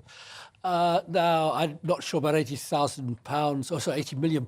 Yes, if it was £80,000, I wouldn't mind. But I suppose what's a bit of taxpayers' cash between friends? Well, some would like to see £80 million on new police in any streets of this country, because the Tories have cut the police non-stop for the last 12 years. But to go back to the point, I've been looking at the stats too. 2020, just before we imposed the sort of draconian ban on anybody coming from Europe to work here, there were 2 Albanian crossings arriving over the Channel. Now we're up to, I think you said 40,000, that's the figure. It'll slow down now with the lousy weather, the rain, the stormy seas. We've got Albanians here. I was watching one play for Chelsea on Saturday against Arsenal. Legally. He didn't do enough, frankly. But the big change is that we have lost access to so many workers. Britain's got this confused, disorganised labour market. The word's gone out. You come here, your family brings you here. Yeah, you cross over the Channel. We oppose that. And you'll get some work. All right. OK, well, Belinda, I'll just come back to you on this right now, because I am at a loss to understand why we have not been able to do a bit more about what's happening at the moment. And we've given the French a lot of money. As far as I can see, if I was French, I'd be waving them through as well. Money is not going to solve this, is it? They're just laughing at us. Well, Macron had a point when he said it was actually the UK's fault, our migrant crisis, because we apparently depend a lot on illegal labour for our black economy, which is worth about 150 to 200 billion a year. And, you know, secondly, to say that it's Brexit is ridiculous. You've got countries like Italy and Greece suffering enormously from a migrant crisis, and they haven't exited the EU. This is a sign of the times. There are many countries suffering from this. They need to secure their borders. The Schengen zone in the EU allows migrants to land in Italy, and Europe's open to them to travel and have a green pass to get to the richer countries. So they need to secure borders more in between the countries of the EU. And the Dublin regulation, which a lot of Remainers cite as the one thing we left, was completely unworkable. Belgium got taken to court for trying to use the Dublin regulation and deport asylum seekers back to Greece. It was against their human rights. On that, because actually, Dennis, I'll throw it back to you. Some people would say that it's not Brexit that's to blame in this, it's the Remoaners, because they've not allowed us to actually do anything. We've been trying to deport people. It's all these Remoaners who were saying, no, you can't send people off to Rwanda. All these people are saying, care for Calais and all of this lot that throw their arms around the world and lobby people to plonk them in 4-star hotels, you know, probably because they want to secure more votes for your former party, Dennis, dare I say it. Patrick, your hero, Belinda's hero, the one and only, the great Boris Johnson's been in charge for 3 years, followed by Liz Truss, preceded by Theresa May, as sinners of the world as the sinners of nowhere. The Brexit... Theresa May was useless. She was the Home Secretary. She was useless. Boris was useless. He was a liar and was useless. And Liz, well, we saw what happened to moral Liz. Let's see if Rishi does anything better. But the... Come on, it's not Brexit blocking it, is my point. It's people like you, Dennis. Let's go back to a serious point that was being made. I think Belinda was making that point. Leaving the European Convention on Human Rights, the Council of Europe, the only other country that's done that recently is Putin. We really want to be lined up. But we're not. The only people saying that we're like that is you drawing that ridiculous comparison. Well, no, I'm sorry. But no one. It doesn't make us like him, does it? You know, it's not. Hold on a second. No other. It was set up by Winston Churchill, and some of us are proud of Winston Churchill winning the war and what he did to rebuild Britain's global status after 1950 by embracing Europe. And he set the Council of Europe up and the European Convention of Human Rights up. And yes, it is a pain in the arse for all the Tin Pot dictators who want to deport anybody they don't like instantly. Now, I think you can speed it up. It's not anyone that we don't like. It's people overtly coming here to get involved in dealing cocaine and cannabis and goodness knows what. Dennis, I think you know that, The Dennis. cannabis is smoked by journalists and the cocaine is smoked by hedge fund dealers. Now, if they stop doing that, we legalise cannabis, probably we stop. But I think this will be a very different. I'll tell you what, this would be a very different show if I'd had a joint before it. Belinda, can I just remind you what you did on Friday? You interviewed a very interesting guy from Ethiopia in Datchet who arrived in 2015, Belinda, over the channel. And he's waited ever since the case to be dealt with.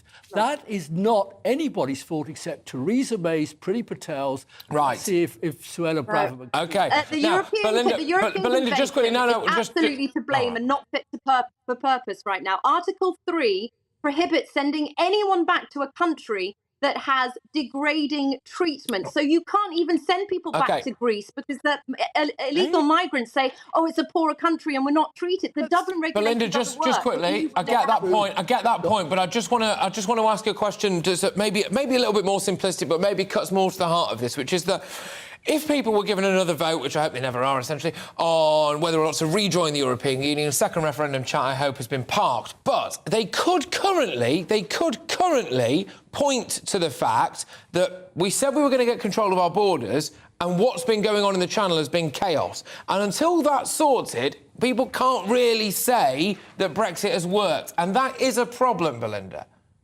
Well, the problem is that our politicians are not using the tools Brexit has given them. So I don't blame people for being disappointed, seeing how Brexit has... the dog's dinner that the Conservative Party made of Brexit, is really punishing us at the moment. But I'll tell you something. The next election, people won't vote for a party that doesn't take the opportunities Brexit has given us. They will start voting for other parties. And then I can assure you a party will get to power that will make best of the opportunities given eventually. All right, look, both of you, thoroughly enjoyed that, as I'm sure you could tell. Thank you very, very much. Great stuff. Former Labour Minister for Europe, Dennis McShane, and that was, as well, former Brexit Party MEP, Belinda Delisi. Whew, there we go. What a way to kickstart the final hour of this show. We are now into the business end, people. That will not be the only debate that you hear between now and the end, though, because this is GP News and this is Patrick Christys, and we do things rather differently here. Downing Street is said to be looking into allegations that Cabinet Minister Sir Gavin Williamson essentially treats his staff the way that I treat mine. He told a civil servant that they should slit your throat, apparently threatened to throw one out of a window. I actually keep a taser at all times just below the desk here, just in case a guest drops, but there we are. He denies all of the allegations of bullying, but I want to ask if we're just being a little bit soft. Do people need to, I'll say it, man up in what is a tough line of work? Or, of course, was it deeply offensive and wrong? The climate crisis as well. Do you feel like you're in the mood to give away £1 trillion worth of taxpayers' cash to go and help a country like Pakistan that's got its own nuclear power plant? I don't think so. All of that coming your way and much, much more. Oh, and some stuff about The Crown on Netflix as well. What's not to love? See you in a tick.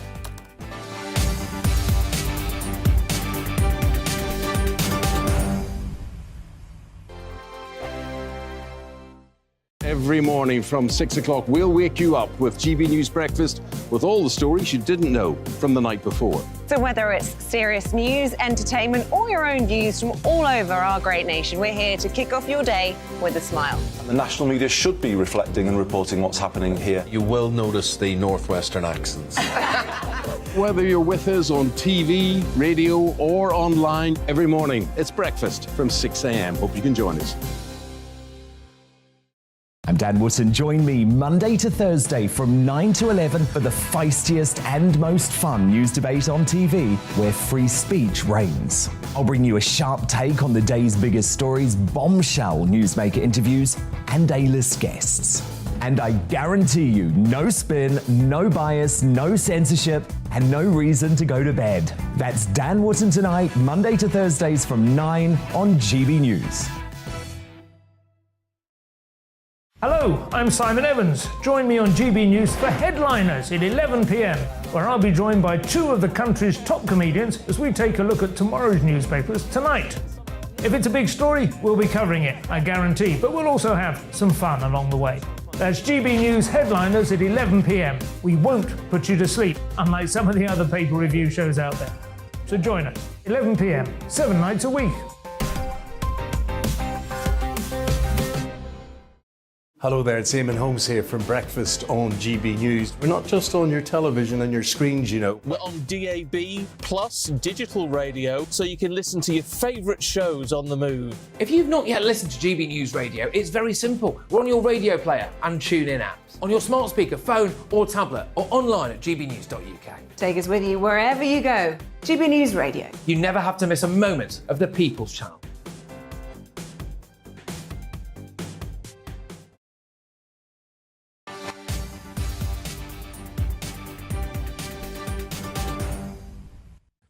Downing Street has signalled that the Prime Minister may not wait for formal investigations to fully complete before deciding what, if any, action to take over the allegations against Sir Gavin Williamson. Look, is anyone really shocked about this? Everyone in the media is banging on. Isn't it absolutely disgraceful that Gavin Williamson, the man who looks and sounds like Professor Snape out of Harry Potter, sent some nasty messages to people after he was chief whip, which means he knows every single person's dirt and darky secrets? I mean, come off it, really? There's allegations the former education secretary told a senior civil servant, slit your throat, in the second bullying claim against him. Now, I'm certainly not saying that that's OK. Of course it's not. But we're all adults, really. I mean, Alistair Campbell wasn't exactly known for his P's and Q's, was it? And that is the nature of the business. But I wanted to branch this out a little bit, actually. Is all of this media stuff about, oh, isn't it catastrophically awful, just the fact that we live now in an overly woke society? Do people need to grow a backbone and in a fast-moving, high-intensity workplace like politics, or dare I say it, a newsroom, need to just get a grip? I'm asking whether or not people need to grow a backbone. Have we gone a bit soft? I'm joined now by former newspaper editor and media consultant Neil Wallace. Now, Neil, I believe that you and I share something in common, that we have at some point in our careers both worked for Kelvin Mackenzie, who's a notorious media mogul. And, well, the idea that Sir Gavin Williamson would send me a text message saying I should slit my throat, frankly, it wouldn't bother me at all. Well, we, like Gavin Williams and this lady, Wendy Morton, we lived in a very high-pressure world. You still do. Yeah. And, frankly, tempers do fly and passions are very high because we care about it. And it is certainly true. I worked for Kelvin Mackenzie when he was the editor of The Sun at his most, how can I put it, potent. Vile. He would rant, he would rage, he would throw things. At one time, I saw a young journalist who'd badly failed on something, getting manhandled. I can't remember if it was by Kelvin or not, actually. But certainly, I got my ear chewed off on loads of occasions, both by Kelvin's and previous editors. And you know what? I survived and went on and, as you quite rightly say, grew a backbone. The idea to me that the so-called Liz Truss's chief whip, Wendy Morton, is such a shrinking violet that she can get upset about a few text messages. When there were complaints about her bullying MPs during the fracking vote. Look, I want to emphasise, I do want to emphasise that I'm not condoning bullying in the workplace or bullying anywhere, frankly, but there's an important distinction to be made here between certain industries and the way that people react and talk to each other in certain industries. For example, this, where I am now, is a newsroom, not a playground. And sometimes tempers will fly. And you just have to grow a spine and deal with that. If a breaking news story happens, you might only have about 3 or 4 seconds to get your point across very quickly and firmly sometimes, and you just have to deal with that. You will know that better than anyone else. And I just can't help but wonder whether or not woke culture is kind of infiltrating politics now, and that could be a bad thing. I don't think it's just infiltrating politics. I think it's infiltrating the media too. You live in a world, I lived in a world where moments matter. And if you get something wrong, then the opposition walked home with the prize. Everything was under pressure. Well, the same thing, in a way, it worked very similarly in politics. And this was a highly fraught time. I've no idea what happened with Williamson at the Defence Ministry when apparently he told somebody to jump out a window or something. What I do notice is that the guy never formally complained at the time. And now, 3 years later, when he gets his chance, he comes out from under the stone and starts to make this sort of remark. You are 100% right. Bullying in the workplace is simply not acceptable. But when you choose to work in a very high pressure environment where time is of the essence, this isn't an accountancy firm. No. This isn't quiet academia. You know, this is, they're not making widgets, they're making huge decisions, and instantly. And pressure happens. But also, it's part of a persona with Gavin. It's part of a persona with Gavin Williamson, isn't it? The guy used to have a tarantula called Cronus that he used to keep on his desk. I'm reliably informed that his successor actually had a device on their desk which was used to castrate cattle as a warning to people. I mean, this is the kind of world that we operate in. This guy, if you had to draw someone called Mr. Sinister, it would be Gavin Williamson. This is just his persona, isn't it? And, you know, I don't understand, Mark, but do you think people in the media pretend to care about this stuff? I think that this is it's not completely confected, but it makes no shock to me that the people who've brought this to the media's attention are Liz Truss's failed former party chairman, Liz Truss's failed chief whip. Okay, look, I'm afraid this is revenge writ large.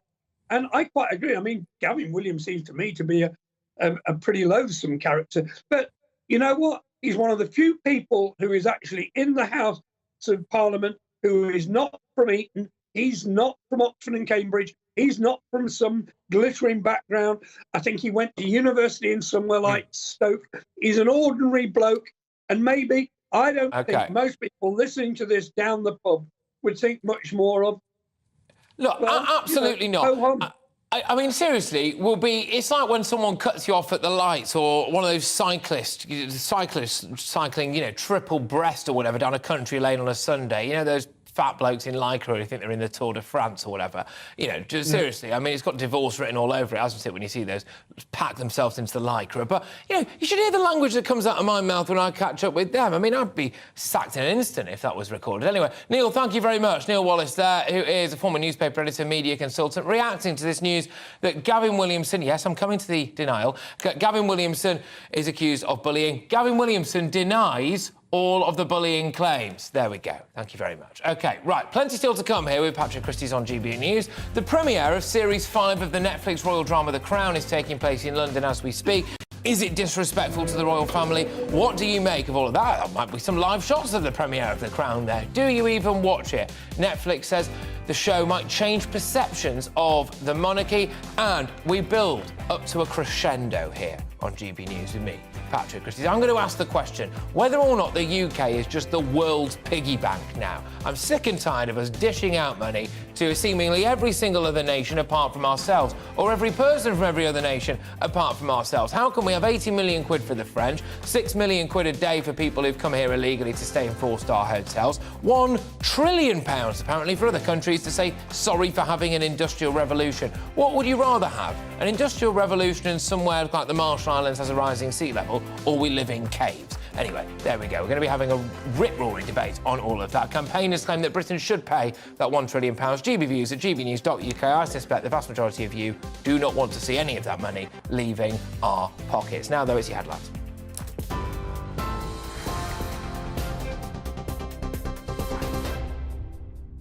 Thanks, Patrick. Coming up to 5:35, I'm Ray Addison in the GB newsroom. MPs have voted in favour of Labour's motion to maintain the state pension triple lock. The non-binding vote was passed by 218 to 0. It comes amid reports that the Prime Minister is looking to raise state pensions and benefits in line with inflation. Rishi Sunak and his Chancellor, Jeremy Hunt, are also considering imposing up to £60 billion in tax rises and spending cuts in next week's autumn budget. Well, meanwhile, Downing Street has described the latest bullying allegations against Sir Gavin Williamson as serious. It follows a report in The Guardian that Sir Gavin told a senior civil servant to slit your throat while he was Defence Secretary. He denies the allegations. The RMT union says strikes on London's underground service will go ahead after last-minute talks failed to resolve a dispute over pay, jobs and conditions. Union officials say Transport for London has refused its offer to suspend strike action in exchange for a pause to job cuts. In other industrial action, more than 70,000 university lecturers and staff will walk out for 3 days later on this month. The University and College Union announced staff at over 150 universities across the UK will stop work in a dispute over pay, conditions and pensions. The strikes will take place on November the 24th, 25th and 30th and could impact 2.5 million students. A coroner says he's seen no evidence that Archie Battersby was taking part in an online blackout challenge. The 12-year-old had his life support withdrawn in August after his parents failed to overturn a High Court ruling that doctors could lawfully do so. The senior coroner presiding over a pre-inquest review says his phone contained messages reflecting a very low mood. And the actor Bill Treacher, who played Arthur Fowler in EastEnders, has died aged 92. He was one of the soap's original cast members and appeared from 1985 until 1996. He died late on Saturday night after suffering declining health for some time. We're on TV, online and on DAB+ radio. This is GB News. Back to Patrick in just a moment.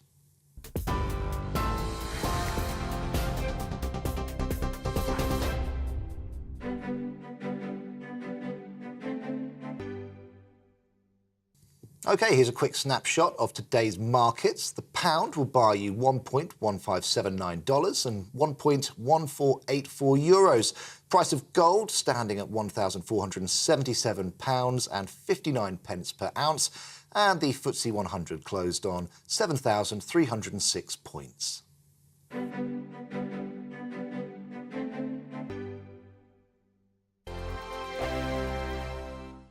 We are GB News, and we'd like to say thank you to each and every one of you for bringing us your conversations, for helping our great nation find its voice. We are here for you on radio, television, and online, across England, Scotland, Wales, and Northern Ireland. It's not the BBC, you actually get your facts right. We are proud to be GB News, the People's Channel, Britain's news channel.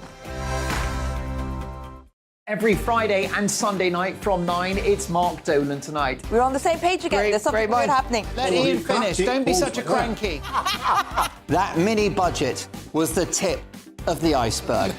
And on Saturday, my show just got bigger. From 8, it's Mark Dolan's Saturday Night In. You can't govern a country if you can't speak.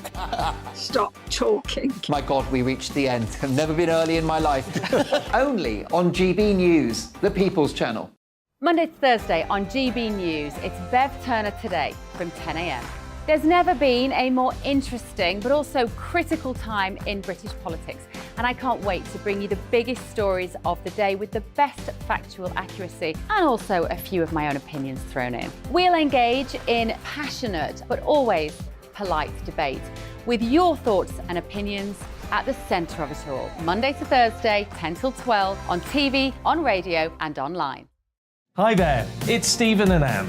At breakfast from 6 a.m, you'll always be caught up with everything you need to know, the latest headlines, opinions and debates. We'll bring you the good news and the bad, but most of all, we're here for you. Remember, send in your views and let us know what you would like us to talk about. That's because we're your news channel. And every morning at 6 a.m, it's breakfast on GB News.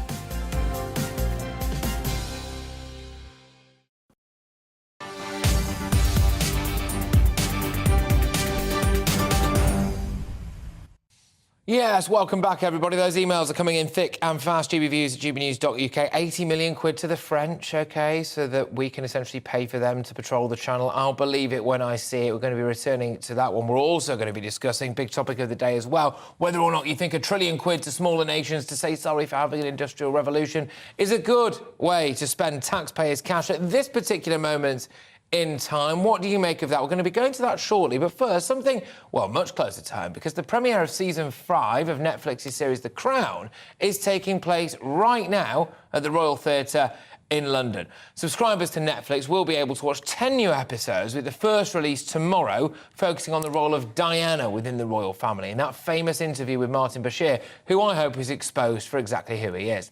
So I'm asking, will the Netflix show change perceptions of the monarchy? Is the future of the monarchy in peril as a result of Netflix? Let's talk to Ingrid Seward, who's a royal expert and biographer, and former BBC royal correspondent Michael Cole. Right, thank you very much. It'd be nice if we brought both of them up at some point. There we go. Ingrid, let's start with you. There we are. What do you think about this potential new season? I don't think it makes it clear enough what is fact and what is fiction, and frankly, it's a load of probably woke Americans messing around with our British history. Well, it is fiction, but they've drawn from fact as they have read it and heard it. And Peter Morgan, who's written it, uses historical fact to put a fictitious programme together. That's what I understand. That's what I believe. And it's all right. People like Michael and I know a great deal about it. So we don't believe what we're seeing. We just look at it and think, well, that's well done, or that's appalling, or that's rubbish. But I'm afraid I just looked up the figures of the Netflix subscribers, and it's 223 million globally, which is massive. Massive. So I would say of that, more than half will believe everything they see. And I think that is quite damaging for the monarchy. 100%, 100%. They will think it's fact. They will think it's a dramatised, not even dramatised, what would you say, kind of slightly dramatised representation of accurate British history. And it is not. And frankly, Michael, the way that they are going to portray this Diana interview with Bashir, I hope they get all of the facts right here. And the person who emerges poorly, as indeed he should, it should be Martin Bashir. Yes, I agree with you. I know him quite well. I know what went on, and I hope that the full facts of that are exposed. Just remind our viewers and listeners, Michael, sorry to cut across you straight away, just remind our viewers and listeners exactly the number that the BBC's Bashir pulled. Could you repeat that question? I didn't understand. Just remind our viewers and our listeners of exactly what happened and what went into Bashir convincing Diana to do that interview. Well, in brief, he used deceitful methods to obtain, first of all, the confidence of her brother, Earl Spencer, Charles Spencer. And through Charles Spencer, he was introduced to Diana. He told her untruthful things, which gained her confidence. And on the basis of that, she gave him the interview. It is also said that she wanted to give the interview anyway. It just happened to be to him because he managed to inveigle his way in to see her. But on the bigger point, and it's the point you made at the beginning, has it changed people's perceptions? And I think in many ways it has. It's shown these billions of people that Ingrid was talking about around the world that however exalted people may be, and there's no one more exalted than the royal family, they still have the same difficulties, dilemmas and divorces as the rest of us. And what is the essence of drama? The essence of drama is conflict. But let's be very, very clear about this. The critics who are coming out now, they're saying, well, of course, there are errors and there are anachronisms. And of course there are. But in the first two series, not series 1 and 2, which painted a very, very flattering portrait of the young queen, they were more or less an advertisement for a constitutional monarchy, which is what we have. Well, Nobody this is was it, isn't it? complaining about it then.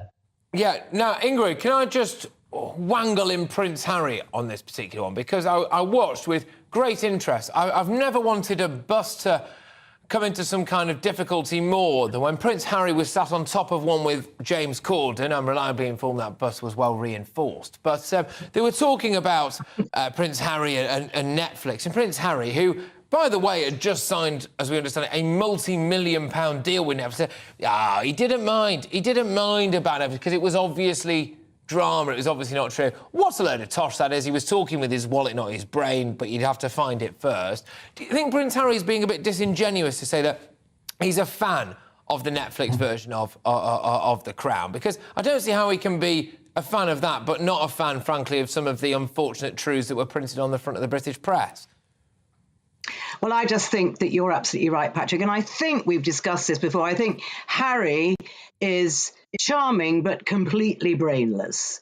And I don't think he gets it. I really don't think he gets it. When he really thought, he'd think, should I really be doing a deal with Netflix, who are upsetting my family? Yeah, he's upset his family too, but he doesn't think things through. He's always been, I mean, that's in a way why he made a good soldier, because he was brave and he'd rush in. And if you were walking down a street and a taxi ran you over, Harry would be the first person there to help you. He wouldn't think about any danger. And I think he's a bit like that with the spoken word, and it gets him into trouble, and it makes him look a fool, which is a shame, because he's actually a very warm person. He's just misguided.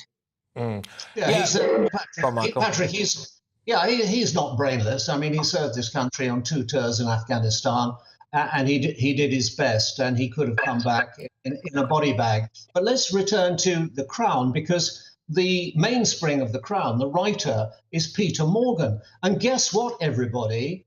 Who gave him the CBE, Commander of the British Empire? It was actually our king, Prince Charles. He gave him that very exalted award. And why did he do it? Because he was responsible for a film called The Queen, and for a play which was very, very well received called The Audience, all about the Queen talking in private to her prime ministers. Well, John Major wasn't complaining about that at the time.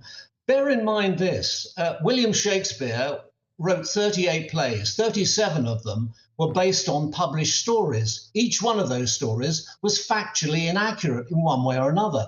Does that invalidate what Shakespeare says to us in his plays like Macbeth or Julius Caesar or Richard III?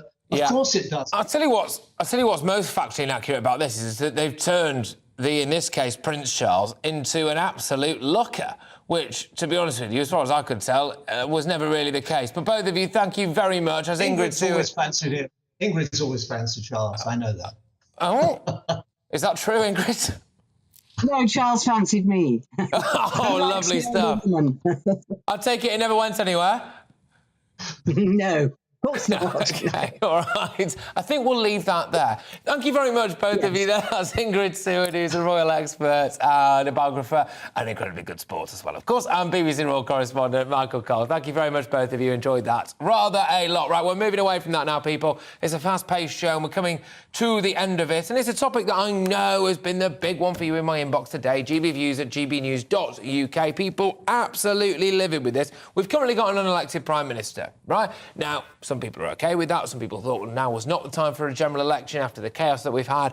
That's absolutely fine. I get that. OK, cool. However, do you also think that we should have an unelected Prime Minister who might sign us up to £1 trillion in climate reparations? So we're going to be paying that, you and I as a taxpayer, every single person we know. Our grandkids are going to be paying that off. Oh, we'll add that to the bill that this bloke as well also has cost us when he was Chancellor during the whole lockdown fiasco. So, campaigners are calling for the UK to pay a total of £1 trillion, which I'm reliably informed is a million, but I'm willing to be corrected on that, in reparations to developing climate-hit countries for the natural disasters caused by hundreds of years of industrial pollution. Just a little bit of a fact check on this. I read an article yesterday. China apparently pumped out more emissions and more damage to our environment in the last 7 years than we did during our entire industrial revolution. And it's not going to stop, is it? So realistically, we can spend £1 trillion, but as long as the Chinese carry on, we're knackered. The demands follow warnings at the COP27 climate summit in Egypt that the world is on a highway to climate hell. Gosh, they don't like to scare us, do they, this lot, with our foot on the accelerator. We've got that, and we've got the leader of Just Stop Oil saying that unless we just stop oil, surprisingly, then everything's going to kick off and we're going to have people coming round. And he said the breakdown of law and order and the raping of your mothers is absolutely bonkers stuff. It's turning into a cult. Anyway, in a speech yesterday, the Prime Minister recommitted to a 2020 pledge of £11.6 billion for climate funding over the next 5 years, which, let's be honest, pales into insignificance when we're talking about the £1 trillion that we might have to fork out. But I want to know why we are now the piggy bank of the world.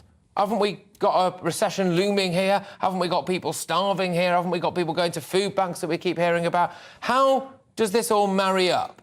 we are going to end up with massive, massive tax hikes. We've got foreign aid. We've got millions of pounds a day for people to come over the channel illegally and spend a nice little time with their feet up in a 4-star hotel. And we've got a shed load of cash for third world nations to say, what, sorry for being a developed nation? Anyway, joining me now is Niall Gardner, the director of the Margaret Thatcher Centre for Freedom at the Heritage Foundation in Washington, DC. Now, I've obviously dished it out a bit there, but that's because I'm quite wound up about this. I'm skint as it is. I don't need to be paying the Marshall Islands a load of money so that, frankly, maybe they just build a wall around their country and stop all the water coming in. I don't know. How do you feel about this? Why is Britain the piggy bank of the world, for goodness sake? Well, thank you very much, Patrick, for having me on the show here from Washington, DC. And I have to say, I think, this idea of reparations being paid by Great Britain to developing countries, it's absolutely preposterous.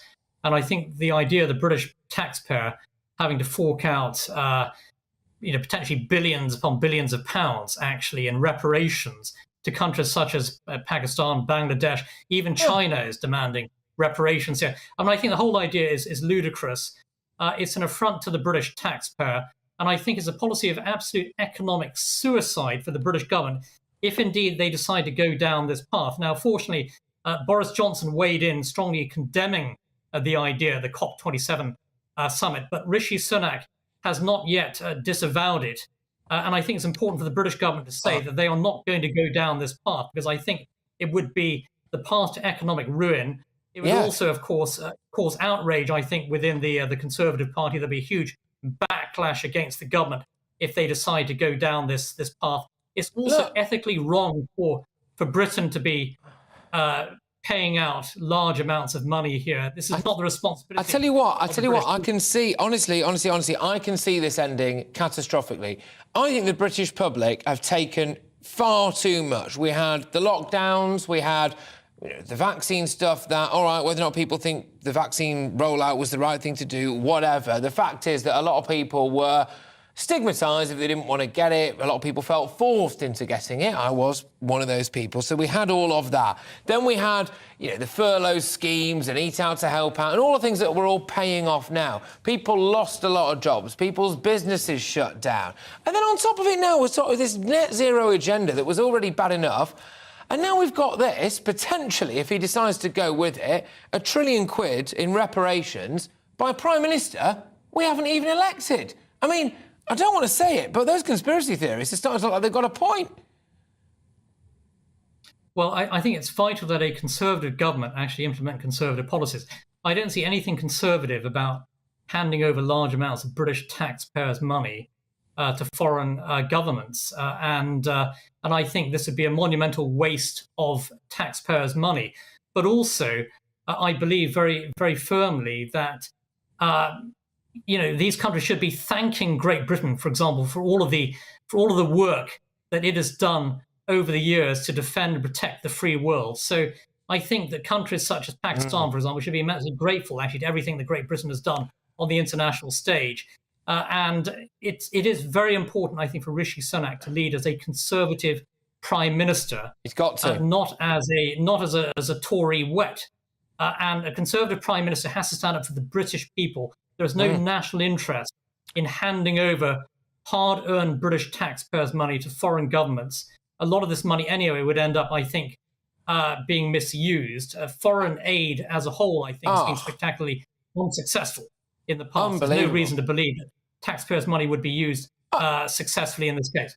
I mean, the amount of terror groups that are in Pakistan that are rumoured to be benefiting at large from the British taxpayer is unbelievable. But look, thank you very much, Niall. Great to have you on. Niall Gardner there, the director of the Margaret Thatcher Centre for Freedom, the Heritage Foundation in Washington, D.C. Mike has been on. Final email of the day goes to Mike, gbviews@gbnews.uk. Mike says, cracking point this. On the point of reparations, can we not demand reparations from China for giving the world COVID? We're not going to get it, are we? So I don't think we should be sending any their way.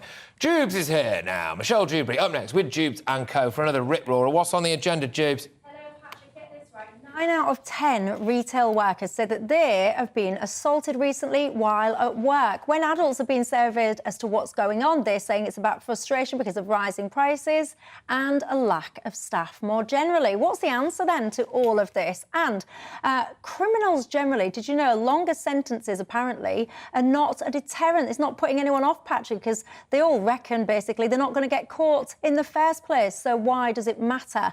And I want to pick up on the whole situation about the migrants. Apparently, we've got the answer now. I say it, I want to laugh out loud, really, because I don't believe it. But Rishi Sunak reckons he's going to strike a deal with the French. Is that the answer? And ID cards. Labour are busy talking about them because apparently that is what's going to help. What's not to love? People, strap yourselves in, don't go anywhere. Get yourself a quick cup of tea now and come right back with the popcorn because Jubes & Co is coming your way. Thank you very much, everybody. I've been Patrick Christys. Loads of you getting in touch today. Love you all to pieces. I'll be back again for 3 p.m. tomorrow. Mwah, peace out. Hello again, Aidan McGivern here with the latest forecast from the Met Office. Further blustery showers coming and going through the rest of today. Heavy with thunder in places, but some drier interludes, preferentially towards the east, because these showers are coming in from the Atlantic, they're coming in from the west, around the south of this area of low pressure that's sitting to the northwest of Scotland. And these lines, these occluded fronts, indicate some organisation to the showers, so they're coming through in lines, an hour or so of rain and gusty winds as the showers come through. Now, during the evening, the showers will become increasingly restricted to the south and the west, with a greater chance of drier interludes in the east, although there could still be 1 or 2 showers at times here. Temperatures in most places staying at around 8 to 11 Celsius, but in some sheltered spots, for example, northern England, northern Scotland, those temperatures dipping to the mid-single figures, where we get the greatest chance of some clear spells. And there will be some brightness first thing Wednesday, some sunshine, especially in the north and the east. Further showers, though, will be appearing, especially in the west, and these showers again will be heavy with gusty winds. But there'll be fewer of them compared with Tuesday, a better chance of some sunshine, and lighter winds, but still fairly blustery. Temperatures of 15 Celsius in the south, I think 11 or 12 in the north. A change on the way for later Wednesday, however. The cloud thickens in the west and the northwest in particular. A breeze picks up coming from the southwest, and that will send some outbreaks of rain, mostly light and on and off, but some more persistent and heavy bursts for the north and west of Scotland. A mild night to come on Wednesday night, with temperatures by dawn on Thursday mostly in the double figures, but a lot of cloud around, especially in the west. And again, it's going to be damp over some western hills with some more persistent rain in the northwest of Scotland.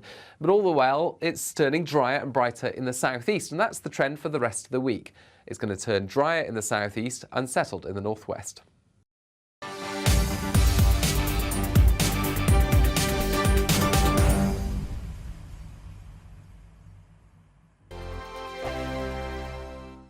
Monday to Thursday nights on GB News. At 6, it's Dubes & Co. 7 o'clock, Farage. At 8, join Mark Stein. And at 9, Dan Wootton Tonight, followed by Headliners. On TV, radio and online. This is